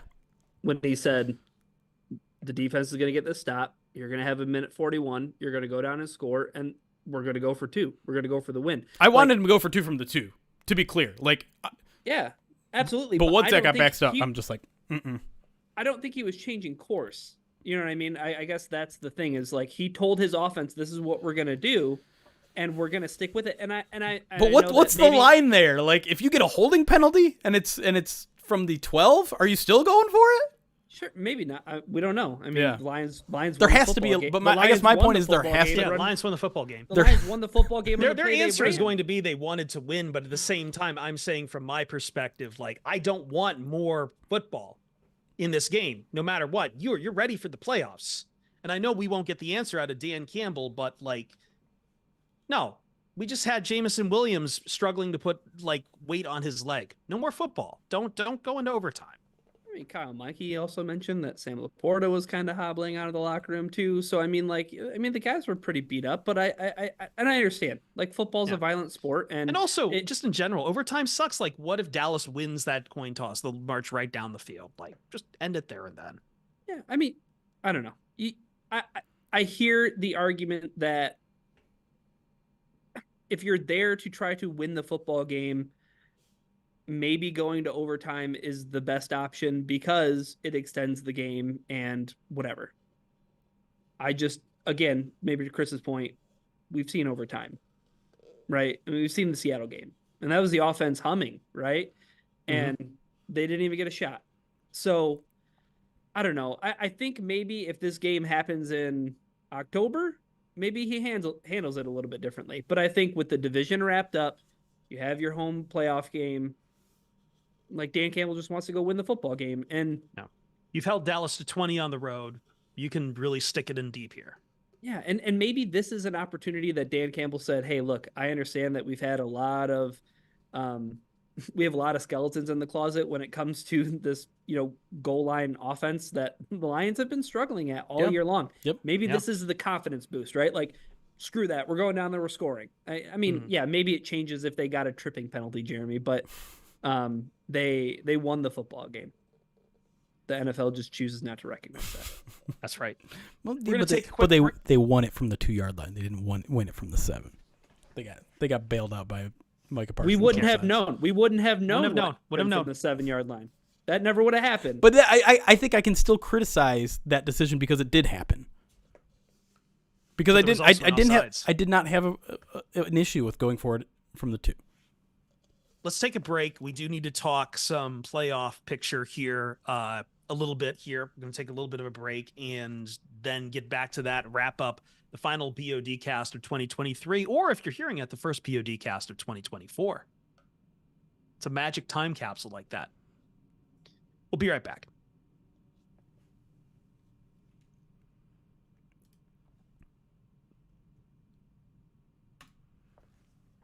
Shout out on YouTube, Tampa Detroit Lion dropping us $49.99 in super chat.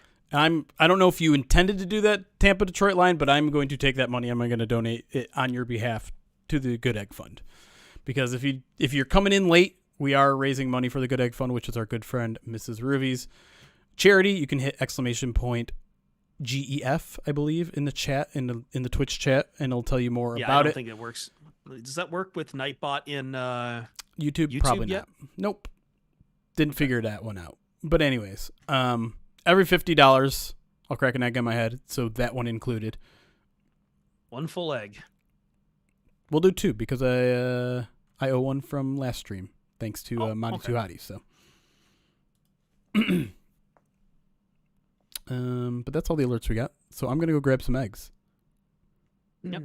And you guys can talk to chat. Packers are up 10-0. They sure are. Jaren Hall looks like booty. Ooh, shocker. And they've got the ball on Viking side of the field too. Man, I don't want the NFL is forcing me into a spot where I'm rooting for the Bears in Week 18. I don't like that. The Bears are going to have the opportunity to do what the Lions did, which is knock the Packers out of the playoffs. Does that mean that Bears Packers is going to be the Sunday night game? No. They haven't put. When does the schedule come out for like halftime?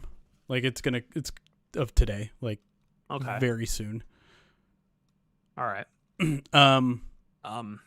But it's gonna be the AFC East matchup because Bills whatever is for the Bills Dolphins is for the AFC. Yeah. Man, Dolphins have looked so terrible.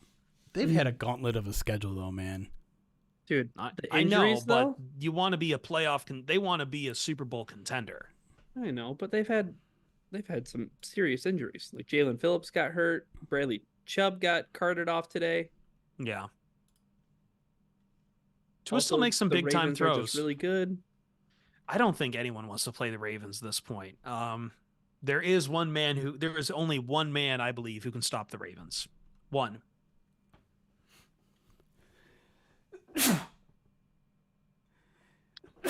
Joe Flacco.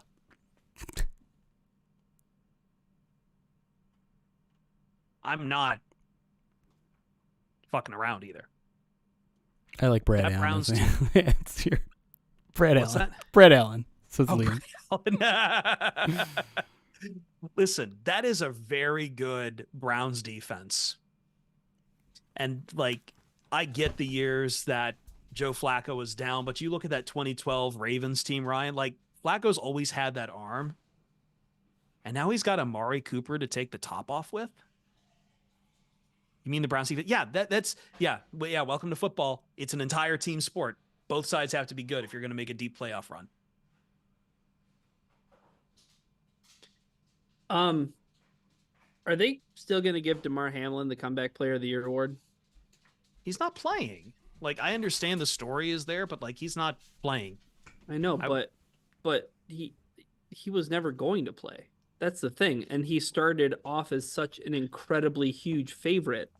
And it's taken, a month of Joe Flacco to dry that up. Flacco is plus 100, says Ryan, Right. TULDT. Right. And DeMar Hamlin's all the way down to minus 120. But I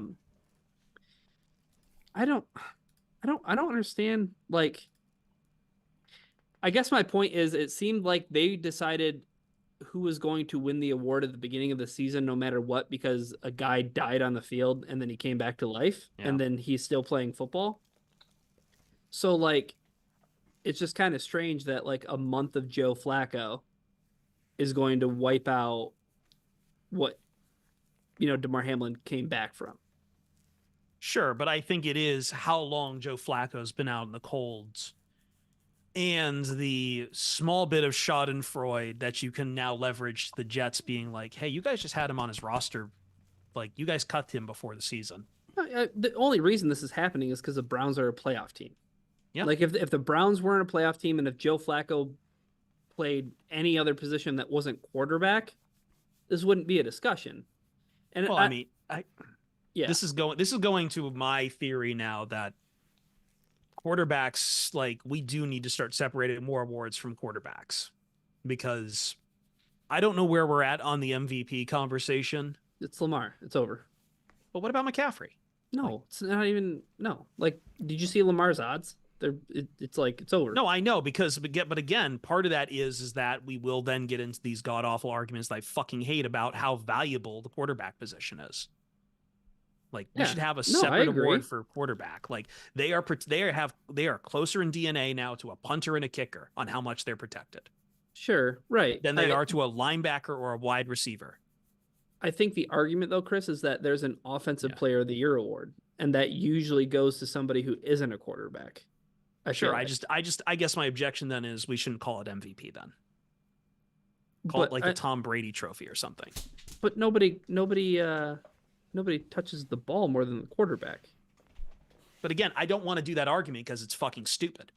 Why is it stupid? That's just how because it's just like it delineates football. There's also rules that protect the quarterback to alarming degrees that other players do not get, that allows them to be that valuable.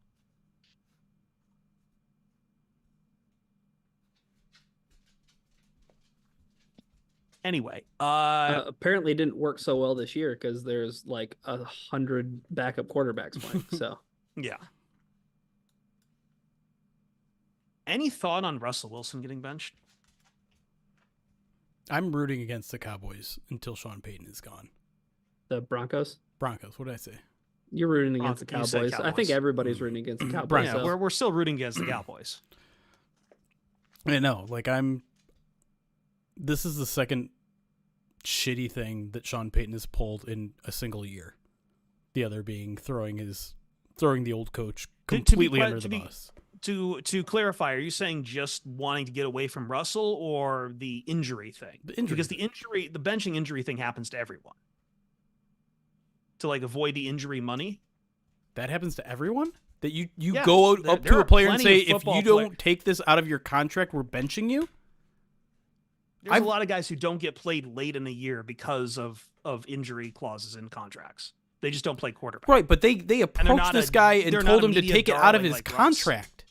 No, that part's bizarre. That part is disgusting. It's not bizarre. It's disgusting. Fuck that. I hate that. Like, no, like, I don't know. Like, this is. I'm gonna say it. Like, I don't know what Dan Campbell sees in that guy.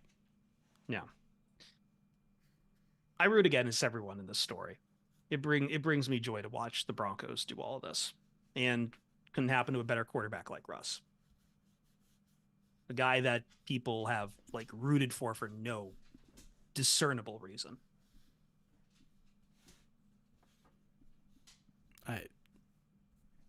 I understand, like, Russ has this weird energy and it doesn't vibe with everybody, and the Seahawks players didn't really like him. Maybe the Broncos don't really like him. I don't know. But, like, coming after a dude's injury guaranteed money and wanting that out of his contract is scumbag behavior. Scumbag behavior. A sixth of their cap could be eaten for 2 years, Ryan, in just dead cap money from this alone. Yeah, I mean, stupid that, I mean, Sean Payton took this job, and I don't know, I feel like that going into it. You know that your job is to rehabilitate Russell Wilson and his career, and if you don't, a guarantee is a guarantee. But, you know, I've seen Tommy Boy before. I know what guarantees are.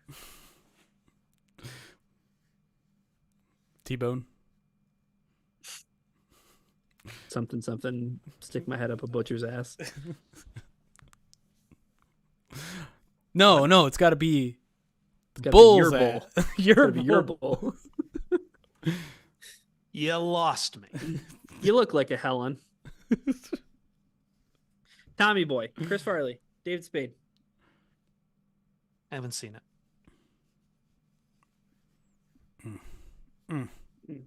Shocking. Chris hasn't seen a movie. I know. Yeah, they should make an anime adaptation of Tommy Boy. It's animate.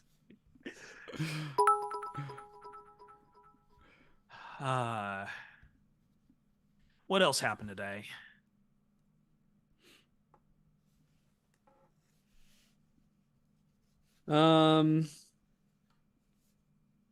Oh, I saw a really good write-up about the Atlanta Falcons that maybe only you'll get, Chris.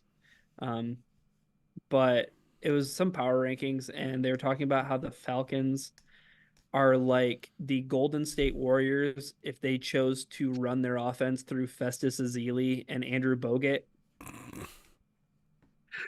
They are. My coworker Bo.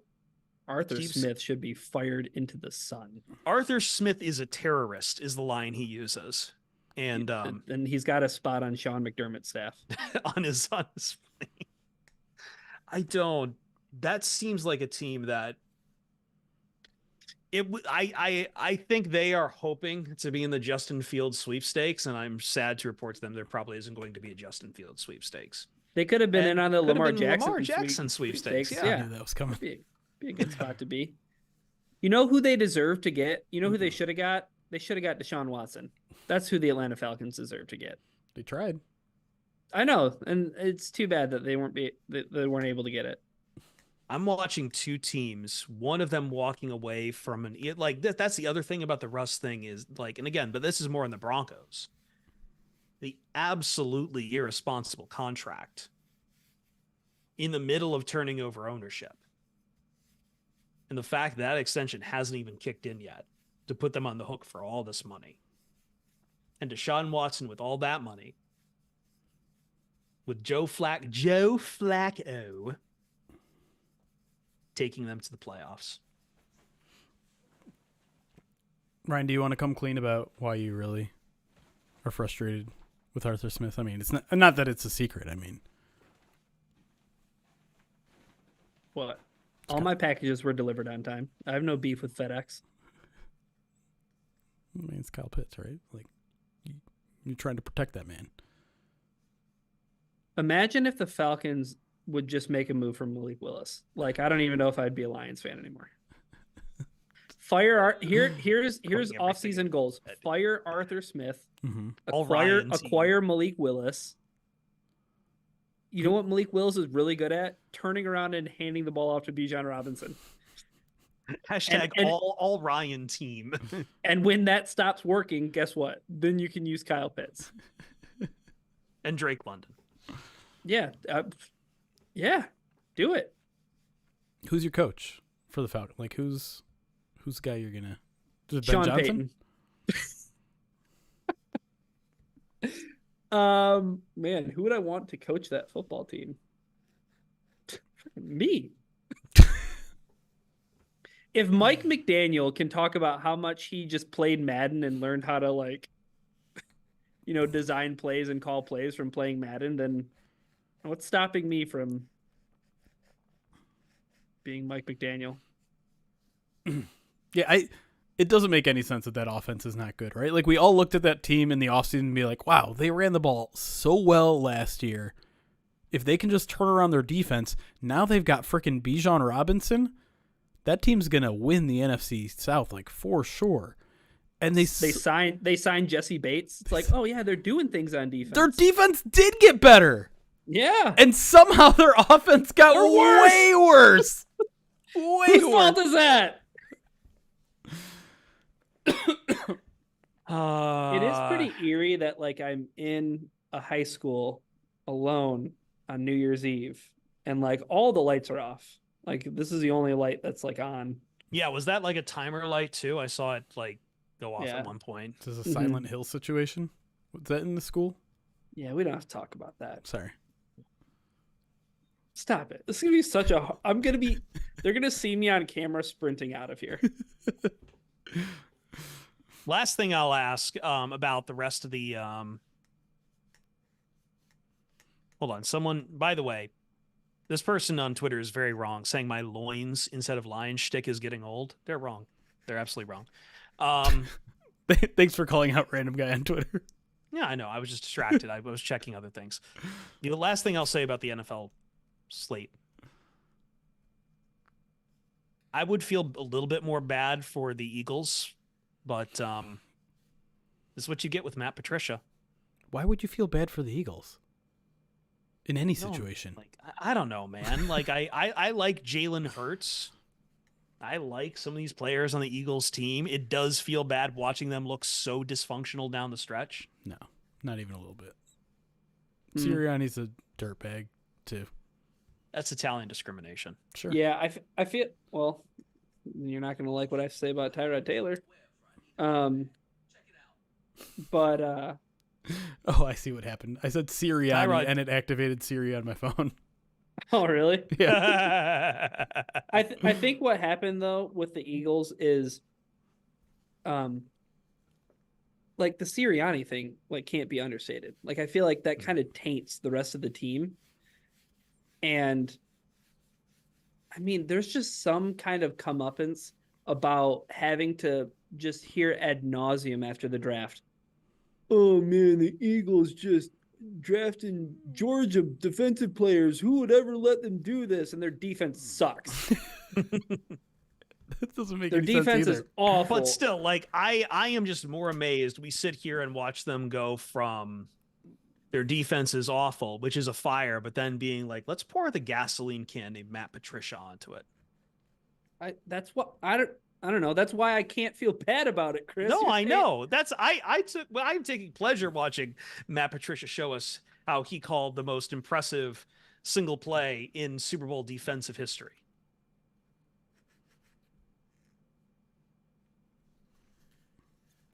Feels good. Feels good. Feels good to see the Eagles lose. I mean, I don't know how much I like them losing. I kind of do really like them losing to like zoom, zoom, zoom. You're fast guy. But Colts won, Chris. Big win for your Colts today, right?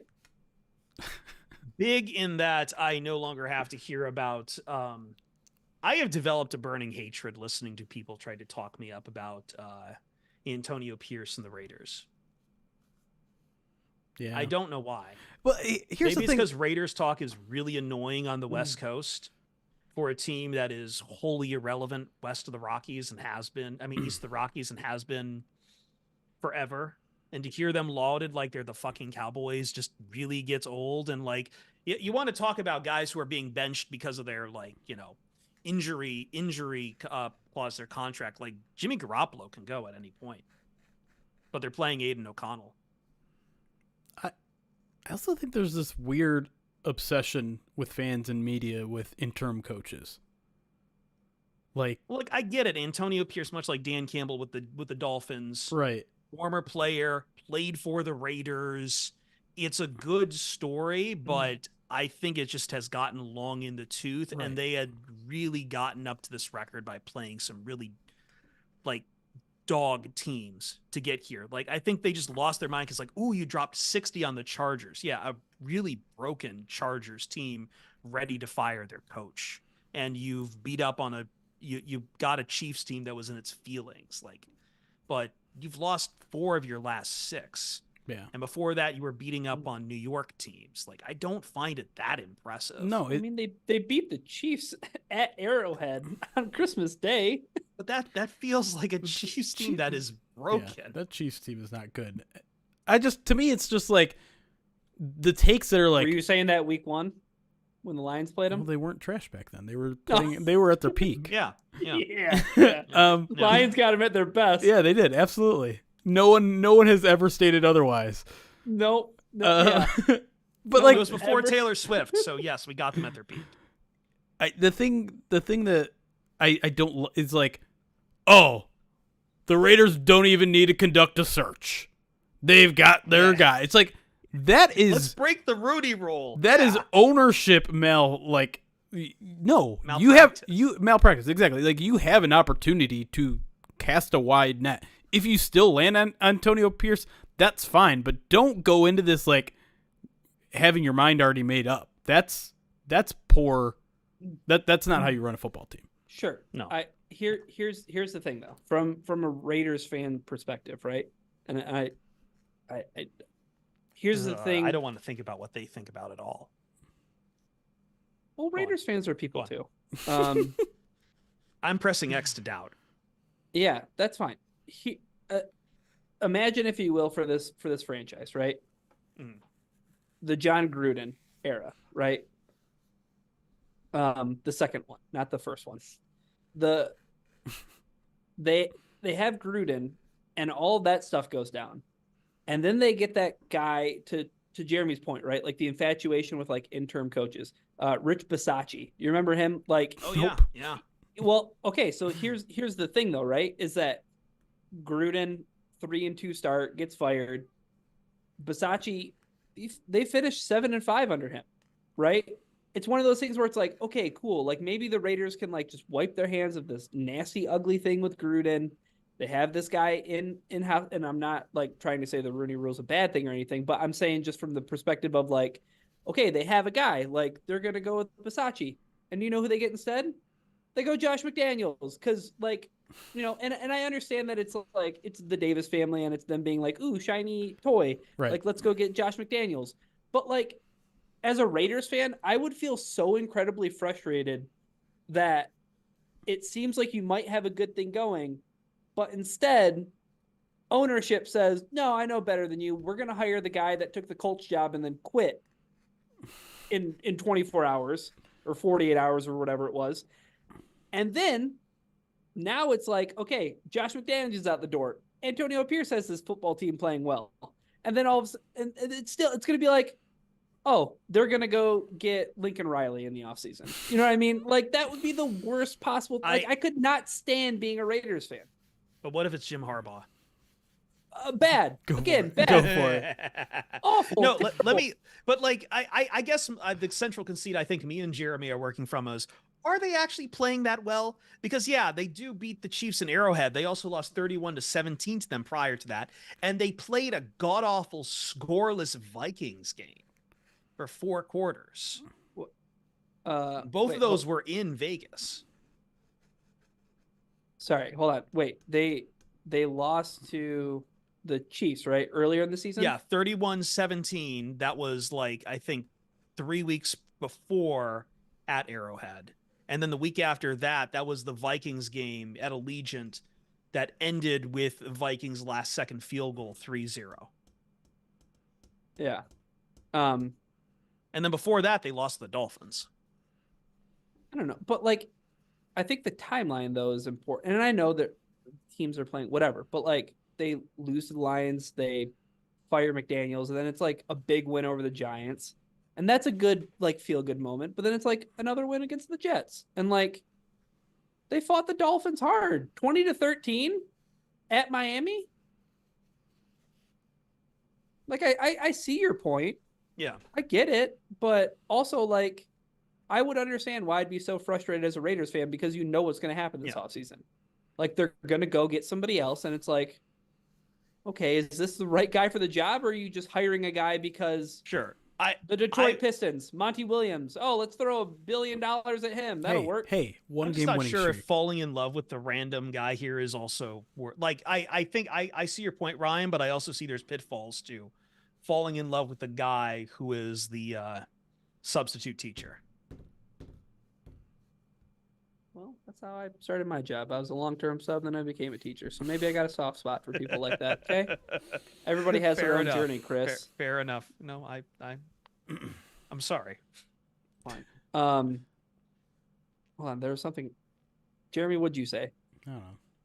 Oh, I triggered myself, but then you triggered me worse when you said one game about the Pistons. Yeah, well, the memes. The stupid Marvel meme of like the Pistons won, like at what cost? The Lions. It's like, can we stop putting the Pistons and the Lions in the same sentence? Stop. How was the Wingstop, by the way? I forgot to bring that up. I love that Jalen Duren was like post game. He was like, "I'm gonna go get my Wingstop." I was doing that all the time when I was in LA. Because that's been a long running thing for the Lakers. Lakers, and I think there was Rams for a while. They took away the Lakers one when LeBron came to the Lakers. I like how they seek out these franchises they know are going to be bad. No, I'm sorry. The Rams preying one. On them. No, the Rams one. Yeah, it was Wingstop for a while, and usually it was also like Jack in the Box, free jumbo jacks from for Rams there. Is there a Wingstop near you, Jeremy? Sort of. There's one in Ann Arbor. I've gotten them DoorDashed here on more than one occasion. We had a place open up near our house called Wing Snob. Mm-hmm. You ever heard any of those? I have. I actually got it the other day. And it was pretty good. Not bad. Yeah. All right, I'm going to take the sweatshirt off, and I'm going to crack a couple eggs on my head. And then I think we should do the third segment. We should. It's getting late. I need to call my dad before the new year. I'm going to fall asleep in a minute. Yes, that too. I do need to go to bed in about 2 hours. All right. Give me a second. $50 donations. I got 4 more eggs after this. I feel like New Year's, Ryan, I don't know why I feel it this way. Maybe since moving out here. It feels like it's a purely East Coast holiday. Just because, like,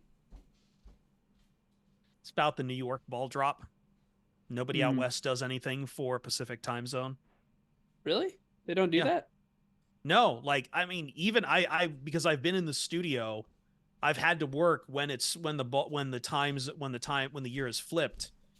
I don't know. There's nothing in LA that is like on TV that is being done in LA on a TV that I know of. Vegas has like some taped like shows or something. But there's absolutely nothing. It is like, I mean, like we all know Carson Daly, like you're giving us something taped. Yeah, that sucks. Yeah. Do you know, have you ever heard of the phenomenon of what people do with their kids? What's that? They show them the yeah, sorry. Yeah, like a YouTube recording. Seacrest, like show them Seacrest recorded. You show them like last year's or you show them like, you know, the ball dropping that's like fake though. Yeah. The moon dropping is fake. I do want to correct Indognito. I live in LA and nobody gives a damn about the Rose Parade. Nobody gives a single damn about the Rose Parade. There's plenty of parties in LA. Your invite is in the mail. Unfortunately, I have to work at 5 a.m. tomorrow, so I will decline. Vegas has the Sphere. I hate the Sphere. I think the Sphere should be the next coach of the Las Vegas Raiders. They should hook up. They should hook up IBM Watson Chat GPT to the Sphere, and the Sphere should make all the play calls. Just plug in Ben Baldwin's fourth down bot. How intimidating would that be? Jorge 84. I disagree with you on one thing. The Macy's Parade is good. I will watch. That is like the one thing I will watch. The normie thing I will watch. Macy's Parade on Thanksgiving. Yeah. Really? I grew up watching the Macy's You are Parade. the I don't know. last person on the earth I would expect to want to watch any sort of parade. Yeah, that's my mom always had it. My mom always had it on growing up. I just it's like Weather Channel, Weather on the 8s. It's just one of those things that I just was accustomed to in my life. All right. Hey, tradition has a strong emotion attached to it or something. All right. I also really liked the 90s Miracle on 34th Street with who was in that remake? Jurassic Park guy. Jeff Goldblum. No. God, Richard Attenborough.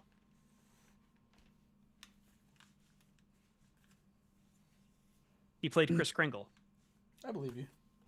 I don't know why chat's saying Chris Pratt. I'm confused. Oh, because Chris Pratt plays every role. No, they're thinking the remake of Smash It. Jurassic Park. You're talking about the remake of Miracle on 34th Street. Yeah. Smash it. Who just subscribed? Smash it. Oh, you're telling me this, man. Thank you for the 29 months, CGC. But yeah, I'm gonna do this right now. Did I say Jurassic Park remake? That's not what I intended. I meant 34th Street. Oh, jeez. Oh yeah, that had some good crunch to it. I wasn't even looking. I just saw the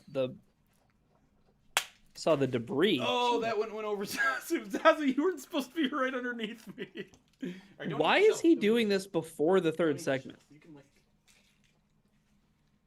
Because we're all going to go to sleep after the third segment, I think. See, we didn't hear the snap just because we get the noise filtering on Zoom. I'm glad it came up nice and clean on Streamlabs. If Macy's is bought by the private equity firms, they're no longer. If they stop being LDV Tennis, if they stop being the Macy's Parade, I will stop watching the no longer Macy's Parade. Brand means something. MCDC forever. Jeremy is dedicated. The only thing he's dedicated to is smelling in about 30 minutes. Is there anything worse than like bad egg smell? No. It's awful. Nobody's ever like, oh, that sulfur smell is pretty good. Nobody's ever like, those eggs smell great. I love eggs too. Like I love eggs, but like eggs are top tier food. S tier food. But, for sure. Like, yeah, you're right. Like there's nothing appealing about an egg smell. Jeremy, why'd you do that before the segment? Because I wanted people to see it so that they could donate for more before we get to the end. You're going to be a smelly, smelly boy. Yeah. It's going to start heating up and cooking on my forehead. It's going to be great. Speaking of some of those, Nick the Greek, POD Reply Guys, Let's Ride. Joe Flacco owns a line of weed dispensaries called Flacco's Wacko Tobacco. Oh, wow. Hey-oh. Have you guys seen what's his name, Stavros, the Baltimore accent guy? Yeah, I had tickets to see him back in October, but then he got COVID and he had to cancel the show. That's awful. I had known about him from a podcast with a name I cannot say on stream.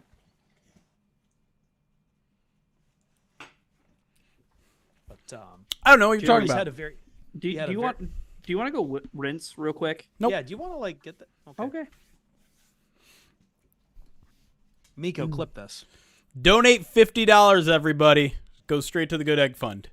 Egg Fund. Not just literally egg on my face, but to the good egg fun. I see Twitch knows the podcast I'm talking about. I'm just choosing not to say it. I'm trying to start off the new year right. Cleaner. Okay, it does keep tripping on my head, which is annoying. I do agree. I like, that's the thing. Like, I like Stav a lot. I'm glad he's getting this now. I just I'm used to him giggling at all of Nick's jokes, and Nick is the kind of guy who, like, that friend you grew up with who's just saying foul things, and you're trying not to laugh at it, but you can't help but laugh. Yeah, Stavi is funny. I've enjoyed He's very watching funny. his comedy. His Used to not have like his two front teeth for a long time too. yeah. All right, segment 3. Let's do it. Let's talk about what? Playoffs? Playoffs. Let's do it. Talk about Hendon Hooker? No. I mean, we can talk about resting starters. Someone in the chat has continually been asking about that. We can talk about that a little bit here. I think that is something on my little sheet here. Like I do want to ask about. That is something I'm sure that's going to be. I am disgusted. You're disgusted?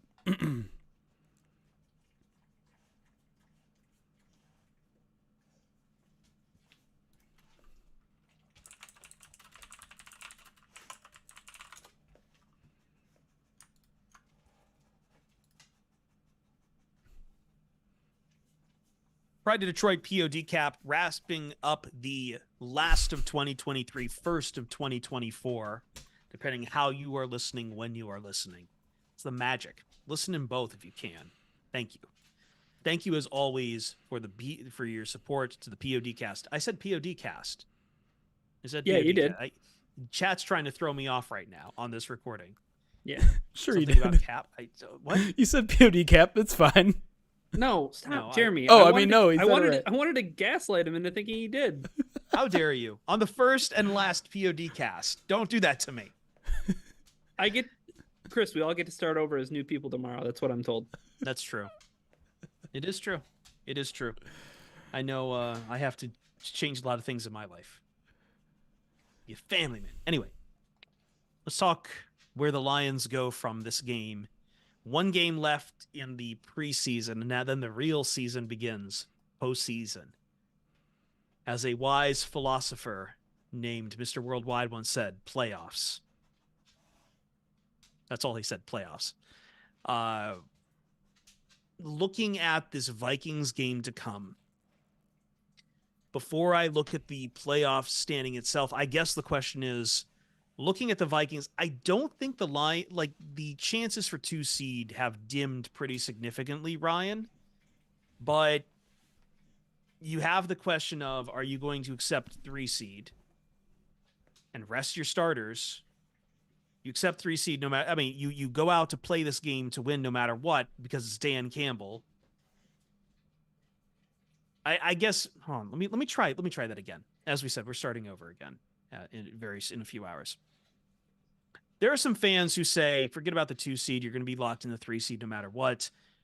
More important to rest starters, to avoid questions of injury, to maybe give chances to see what guys like Hendon Hooker can maybe do for you. What do you think the Lions' approach is going to be going into Vikings?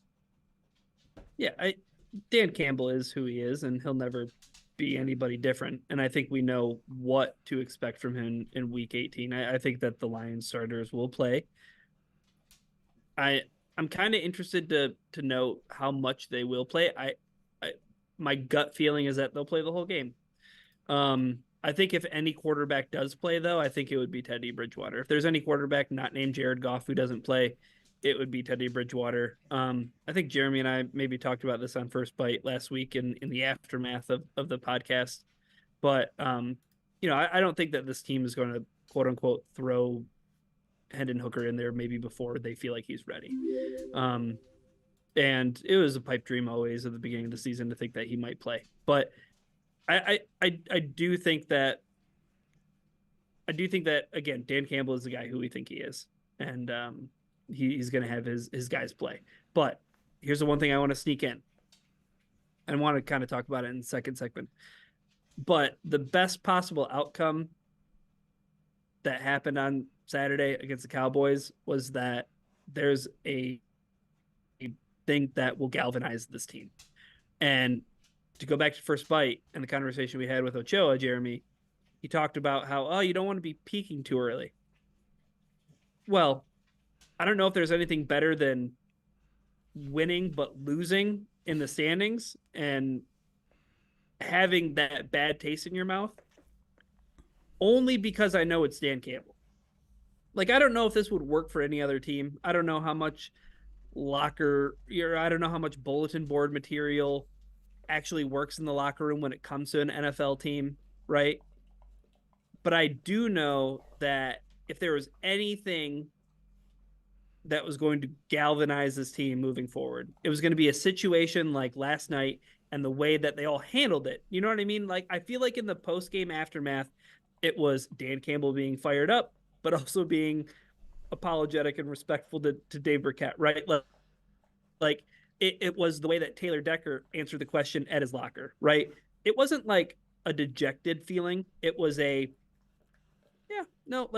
it happened and this is what happened. And yeah, like the Lions are moving forward and they're taking this with them, I think is my point, right? Like, I think that this is something that this team can rally around because of the guy who's in charge. Like, I trust Dan Campbell to use it the right way. I don't think he's going to use it in some Disney movie sense. You know what I mean? I'm not saying it's going to be Remember the Titans. I'm not saying it's going to be Hoosiers. I'm saying that this is the guy who talks about, he uses hyperbole. He uses crazy scenarios like getting dragged into the abyss and biting off kneecaps. Like, are you kidding me? Like, this was the best possible outcome outside of a victory in my eyes. I don't know. I mean, I'd love for all that to be true and for this to be like the wet blanket. He'll carry that into 2024. Folks. I don't know. For a coach that preaches like this, like staying level acting the same whether you lose or you win, I don't think this carries over into the postseason. I think this is a distant memory by the time the Rams are in town or whoever's in town. The Lions play the Cowboys in round 2. This doesn't matter. I mean, maybe it does, maybe it doesn't. I don't know. I just, to me, I tend to not believe in some of that. Like, it's a good story. I don't know if it has any truth to it. I do think that I reject that it's a negative for the Lions. I think I got some questions on post game from listeners on, do you think this probably puts a sour taste in the Lions' mouth? But this isn't the kind of team that has shown you at any point that a loss like chokes them up and sends them into a bad spiral. So right, it's exactly what I'm saying. Like, they don't get too high, they don't get too low after a loss or a win. They rebound and just treat the next thing in front of them. That's what their focus is on. Right. So what are the goals for Minnesota? Well, I mean, can we talk healthy? about yeah, besides stay healthy. Besides stay healthy. Nothing? I mean, I don't know. This game is going to mean nothing. Probably for the way Sunday Night Football is currently going, the Vikings are going to be on the single-digit percentage to get into the playoffs. But like the Eagles lost today. Yes. So granted, they are playing the Giants, but they're playing in New York, and they just lost to the Cardinals, and so the 2 seed isn't completely off the board. Okay, well, it is though. I mean, it's not, but it is because it's not just about the Eagles. The Lions need the Eagles and the Cowboys to both lose, and they need to win. And the Cowboys play the Commanders. So it's at Commanders though, on the road. Sure. It's a division game. You never know. We just watched the Eagles lose to the Cardinals. I get it. But we're talking, again, single-digit percentage here. The Lions are almost certainly going to be the 3 seed. And unless the Rams lose to the 49ers next week and whoever wins this Sunday Night Football game wins next week, they're going to face the Rams. We are just we need to accept that at this point. The Matthew Stafford thing is almost certainly going to happen, and you got a week to prepare for it mentally because it's coming. Prepare for what? Prepare for what? Like you keep bringing up this prepare for this ghost spook. The narratives. You as a fan. Prepare for the narratives, Chris. That's what I'm really Narrative. talking about. You I want. thought you hated the narratives. I thought you do. hated That's why you have to prepare for it. Because we're going to only hear Matthew Stafford, Kelly Stafford, Sean McVay versus Jared Goff for a whole goddamn week, and I don't want it. I hate it. And you know who set it up? The National Football League. Stop it. Making the Now- call okay, to Brad now Allen. you're twisting the knife here. I wonder who's in charge of writing the stories. There was a writer's strike.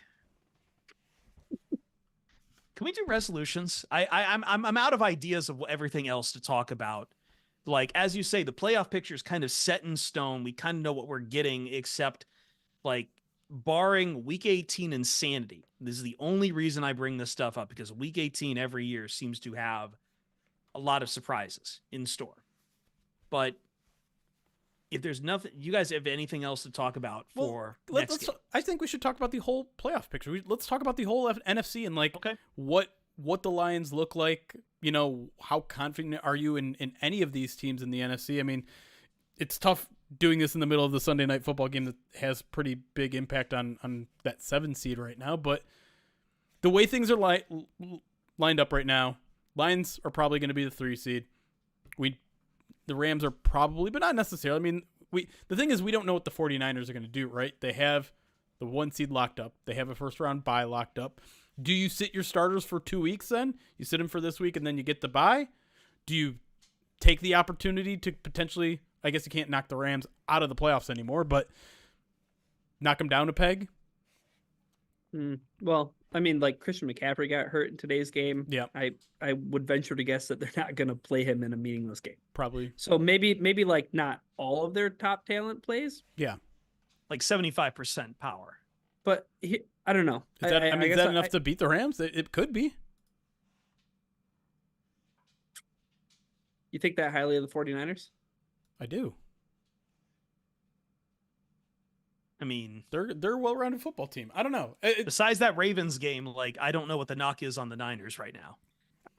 I don't know. I guess I'd have to go back and see how Kyle Shanahan treats these situations. You know what I mean? And that's just something I haven't looked into. But Yeah. like, if it's a gutted 49ers team and it's Sam Darnold, I don't know. I don't know. There's no Trent Williams on the field. There's no Brandon Ayuk. There's no Debo. You know what I mean? Like, then it's over, right? Like then I'm not. I don't know. But the team that we talked about this off air, right? Like the teams that we're most worried about or we're most concerned about going into, the first round of the playoffs. I know, Jeremy, you and I are both there with the Rams. Yep. I think the Packers are a close second to me, though, just because if their skill position players are healthy, and I know that's kind of an if right now with players like Christian Watson and some of their other players, but like quarterbacks scare me a little bit when it comes to this pass defense, and they'll continue to scare me, and that's maybe the biggest threat moving forward. It almost feels like the only threat to this team right now. They're so good at. I mean, they're top 10. I keep saying it to people that don't know the team. Like, this is a top 10 team, the Lions, in pass offense. If we're talking DVOA, run offense, run defense, and then an average to below average pass defense. So, yeah, all the bad matchups are against good pass offenses, right? Like, that's the only thing that I feel like can hurt this team right now. Right. But I mean, like, even let's go beyond the scope of the first round, because it's if the Lions don't get the 2 seed, which again, the only way that happens is if both the Cowboys and the Eagles lose and the Lions win, is if so their only opponents then are either going to be essentially the Rams, the Packers, or the Vikings. By the time you're listening to it, it's whatever team won on Sunday Night Football. So we've established Rams might be the worst matchup there. But beyond that, like, how are you feeling about the rest of the NFC? Like, obviously the Eagles are in a rut right now. I think a lot of people probably feel more confident in the Lions' ability to win on the road in Dallas, which is probably what they're going to have to do now. Wait, I don't know. Where do you guys feel on that?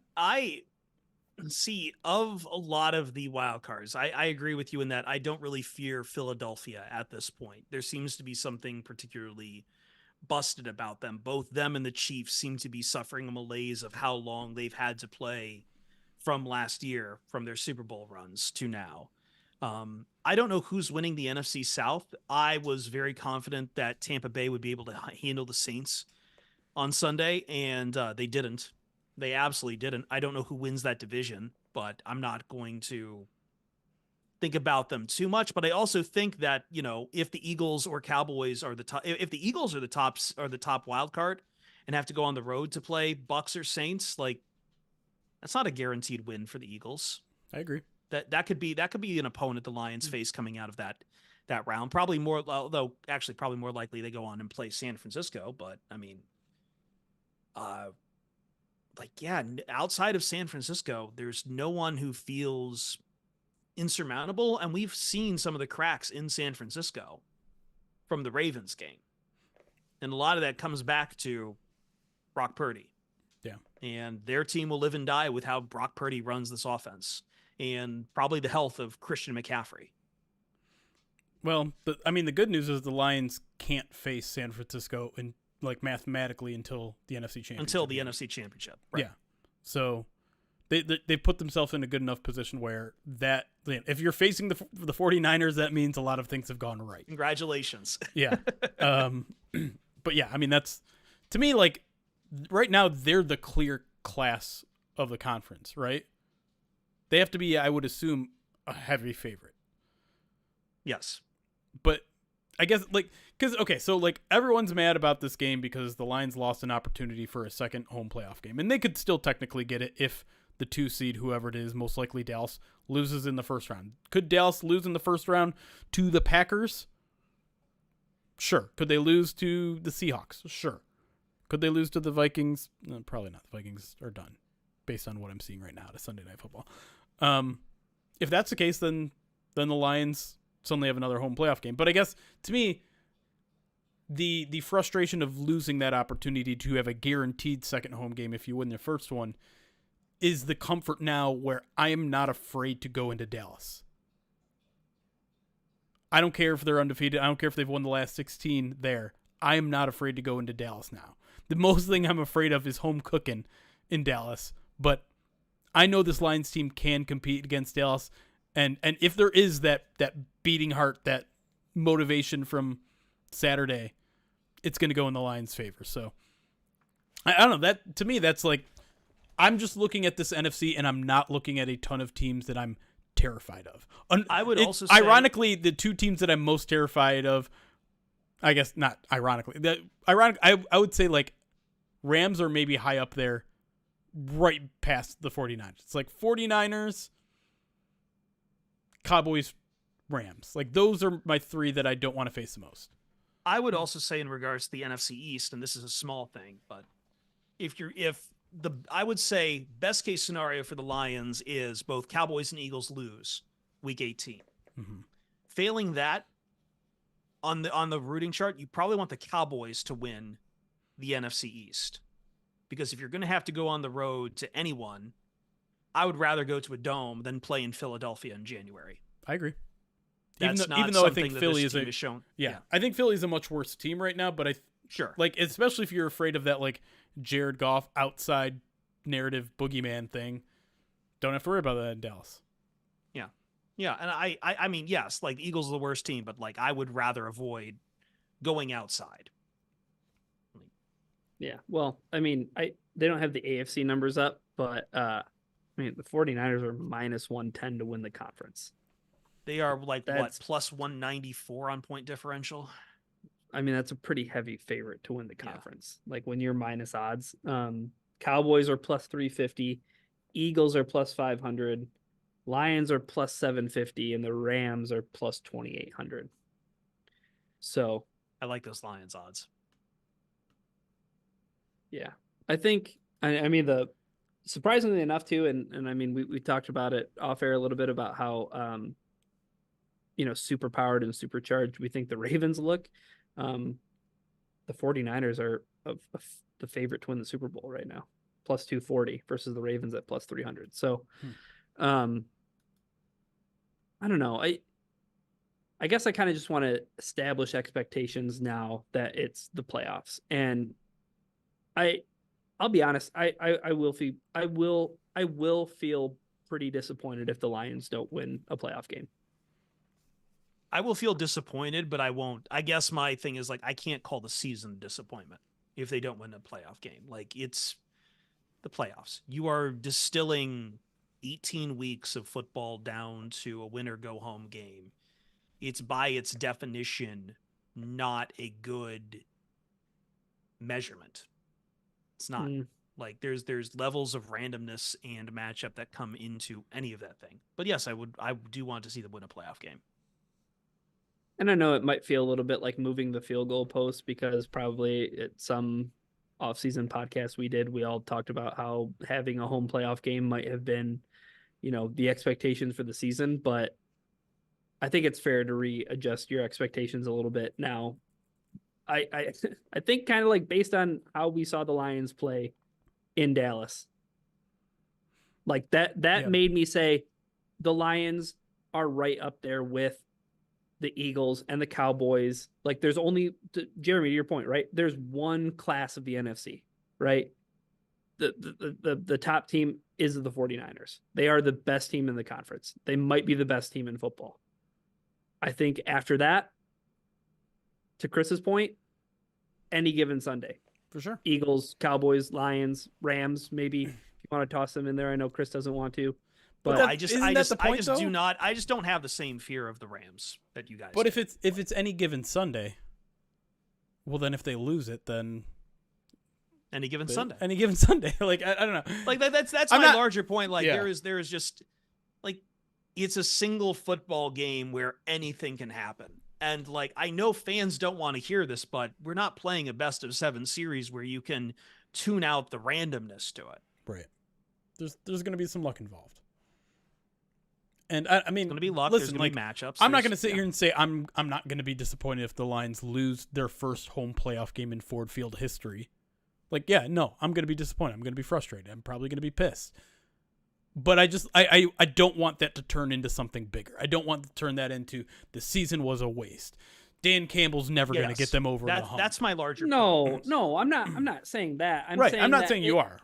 Yeah. Right. I guess my point is, let me think about how I'm trying to cut through this. I know we're trying to wrap up the podcast, but I guess my point is, if the Lions don't do it this year, what do they have to do in the offseason to get them over that hump because of what we just saw on Saturday against the Cowboys, right? Like, sure. Their team, like, for all intents and purposes, they won the football game. Yeah.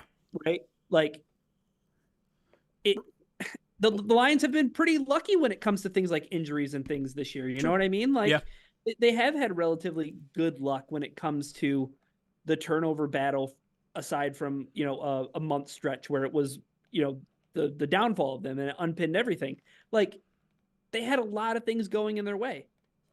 Yeah, there's an opportunity. Count all that to happen next year? Right. There's an opportunity right here, right now. Right? Yes. That's what it is. It's what they can. They are a good enough team to make the NFC Championship right now. Maybe even go beyond that, but I don't want to get crazy. I just want them to seize that. And I just want to see them seize that. Yes. Well, like, I think we've danced around them a bit here, but like the model for what you can do next year is, and I know every team is probably going to want to say it, but like 49ers, depth. I know, but Chris, you just talked about how they don't have a CB1. I know. And that's and guess what they did last offseason? They signed Cam Sutton. They signed Emmanuel Mosley. They signed CJ Gardner-Johnson. My lights are off. But like, we said the same thing about the NFC West in so many past years, that's a really tough division too.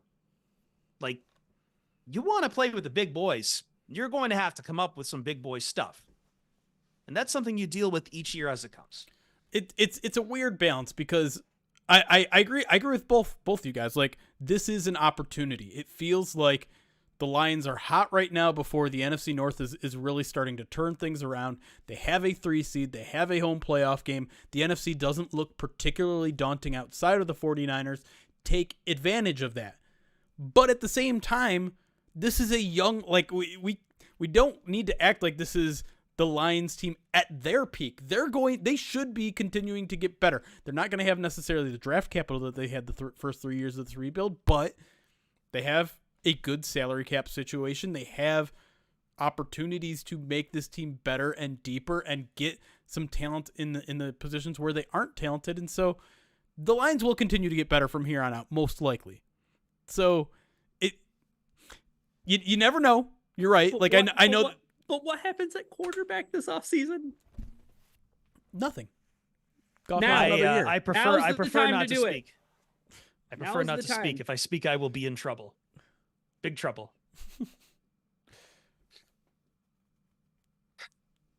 Nobody can see. This isn't a visual medium on the podcast. Ryan has held up his whiteboard. If an offensive lineman checks in as eligible and the ref chooses not to hear it, did he make a sound?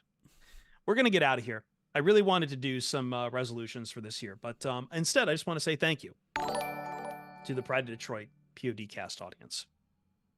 Thank you for another wonderful, wonderful year. Thank you. Myself, Jeremy Reisman, Ryan Matthews, for the last time in 2023, or maybe the first time in 2024, we'll see you Starside. Recording stopped. I want to go to bed soon. How is egg still dripping off my head? Very It did that whole Very 20 carefully. minutes. Very carefully. Yeah, that's bad. And now my forehead is just I saw it get on your glasses. like I'm like, 4 how did that happen? times. Yeah. I know, guys, I know I owe you a ton of wheel pain spins.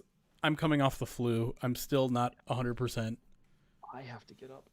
I haven't. I was almost going to get into details. You don't need to hear the details, but just know that I have not crossed over a couple of thresholds I need to make me feel like I'm over it. Getting over it. One of those thresholds is going to get greasy food to make your tummy feel whole again. I don't puke with the flu. I don't know if that is a like. Oh, so you just let us all know. Thank you. You guys, yeah. I didn't say it. Anyways, before we get out of here, and we will get out here relatively soon because it is 2 hours until the new year on the East Coast here. 1 hour, 2 hours where I have to go to bed. I do want to give you guys one last opportunity because it is a charity that I care about and admire. We are, for the next 2 hours, raising money for the Good Egg Fund, which is Mrs. Ruvi, our good friend's charity, which is a grant-based charity where it's just helping out your fellow neighbor with small little things like your neighbor's kids want to go try out for the hockey team but doesn't have money for equipment. I don't know what the situation's quick, not I'm- funny. It's how Jeremy's like trying to like pull out like some I'm not good at coming up with examples. If I can please interrupt, I need to go. Okay. I need to get this done. So Okay. I just wanted to say once again, thank you to Pride of Detroit. Thank you to everyone in chat. I mentioned yesterday on the stream, I'm going to try to be doing some new stuff with my own streaming stuff at some point. Hope you guys will be along for that. And Jeremy and Ryan, Happy New Year. Happy New Year, buddy. Love doing this Happy stuff New with you Year, guys. Chris. I haven't been around enough. And I am like about to crash from exhaustion. So yeah, I don't know what else to say. So Everyone thank say you. Happy New Year, Chris, or I'll kick you out of chat. No, you won't. Watch me. I'll make an example out of who wants to get made an example out of. Sing Auld Lang Syne for us real quick. I don't even know the words to it. For old acquaintances. Let's be forgotten. Whatever. All right, Kimball's gone. No, I'm not gonna do that. Hey, the right people are on the off air. I didn't have to change anything. Yeah, Detroit, $50 donation. I guess I gave you another egg. Ryan froze. No, he didn't. Oh, he tricked me. Son of a. Oh, yay. That was a good one. I was trying to do it for a minute, but you didn't recognize. Hmm. All right. You're gonna go get another egg? I gotta go get another egg.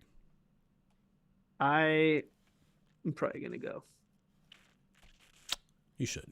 Go be with your family. I'm very scared of walking through the school by myself, though. So Did I just put it in your head with the Silent Hill? Silent Hill? Did that take place in the school, or did I make that up? Haven't there been like a billion Silent Hill Probably. video games? Maybe one of them probably has. I like that we're talking about it right now before I have to leave, though. Yeah. So that's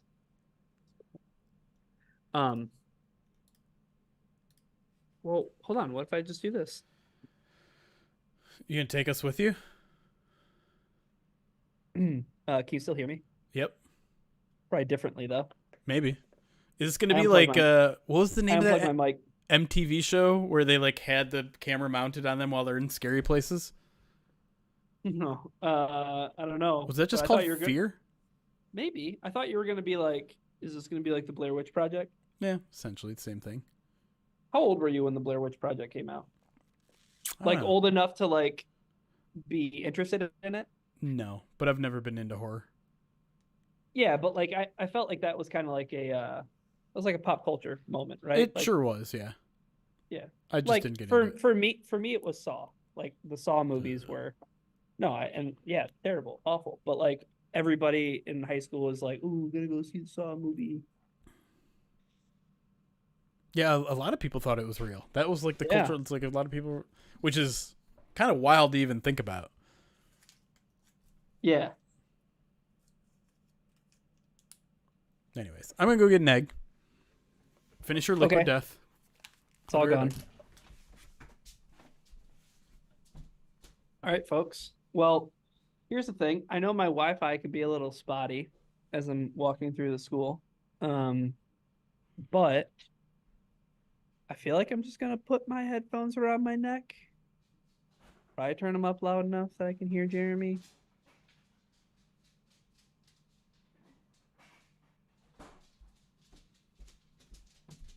This is terrible.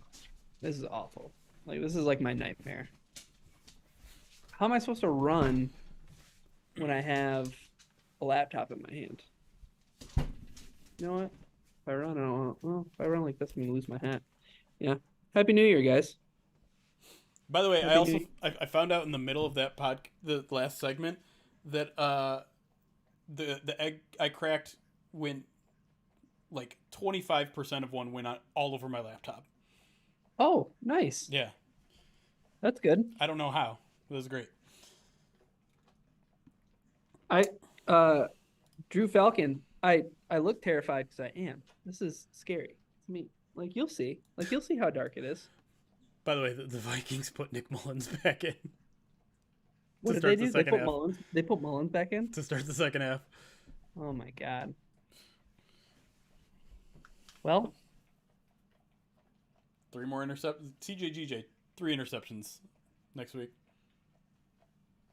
do you think that they maybe like what do they do at quarterback next week? I don't know. Like if they lose this game, they're done. Honestly, And they're done. if they lose this game, it's over for them though, right? Not mathematically, but essentially. I think the thing is, if I was Kevin O'Connell, I'm definitely playing Josh Dobbs because I know that the Lions struggle with running quarterbacks. Don't do that to us. Don't. Ooh. Jeremy's a little cocky right there. Tossing that egg around. Zazu, I don't want to break this all over you, so why don't you back up for a second? Great. Walk into a bathroom, stare at the mirror, and nope, not even gonna say it out loud because I'm that Just gonna scared do right this now. and So get it over with. go for it. Happy New Year, Crack it. everybody. Happy New Year, Jeremy. Get out of here. Breaking on your face, bud. Just gonna have it sit on the top of my head like this.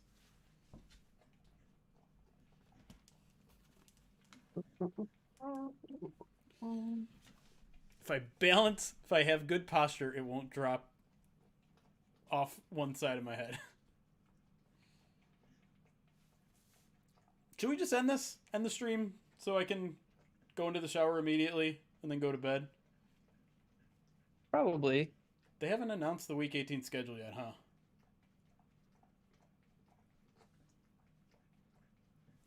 huh? The Week 18 schedule? Yeah. Didn't you say that was gonna be done at halftime? Well, the second half has started. Dude, everybody in chat is being so mean. What? Oh, they're all behind you. All right, it's starting to drip onto my headphones. Are you losing me? No. This is the worst. I hate this. That's the thing, is I was upstairs.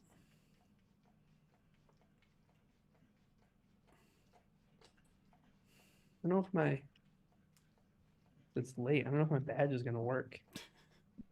Chat, why are you even still watching this? I'm just sitting here with egg dripping down my face, and Ryan's in a horror movie. Yeah, I know. I hate this. This is stupid. Okay. All right. I don't like the way that's shut. All right. All right. Bye. Bye.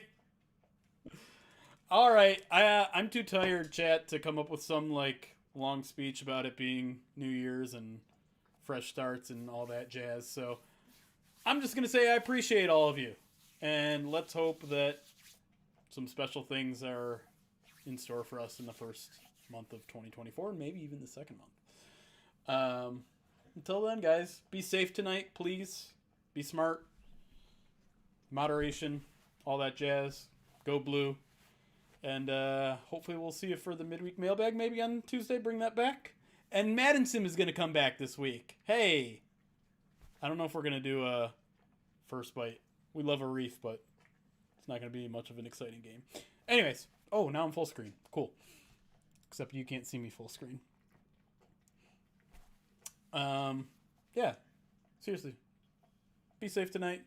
Have a good time. Do some resolutions if you want to. Self-help. Self-improvement. Always a good thing. But, till then, see you guys later. Enjoy the rest of Sunday night. Enjoy the rest of Sunday Night Football. Go Lions. Bye. Oh no, Ryan died. No, Ryan died, everybody. His ghost is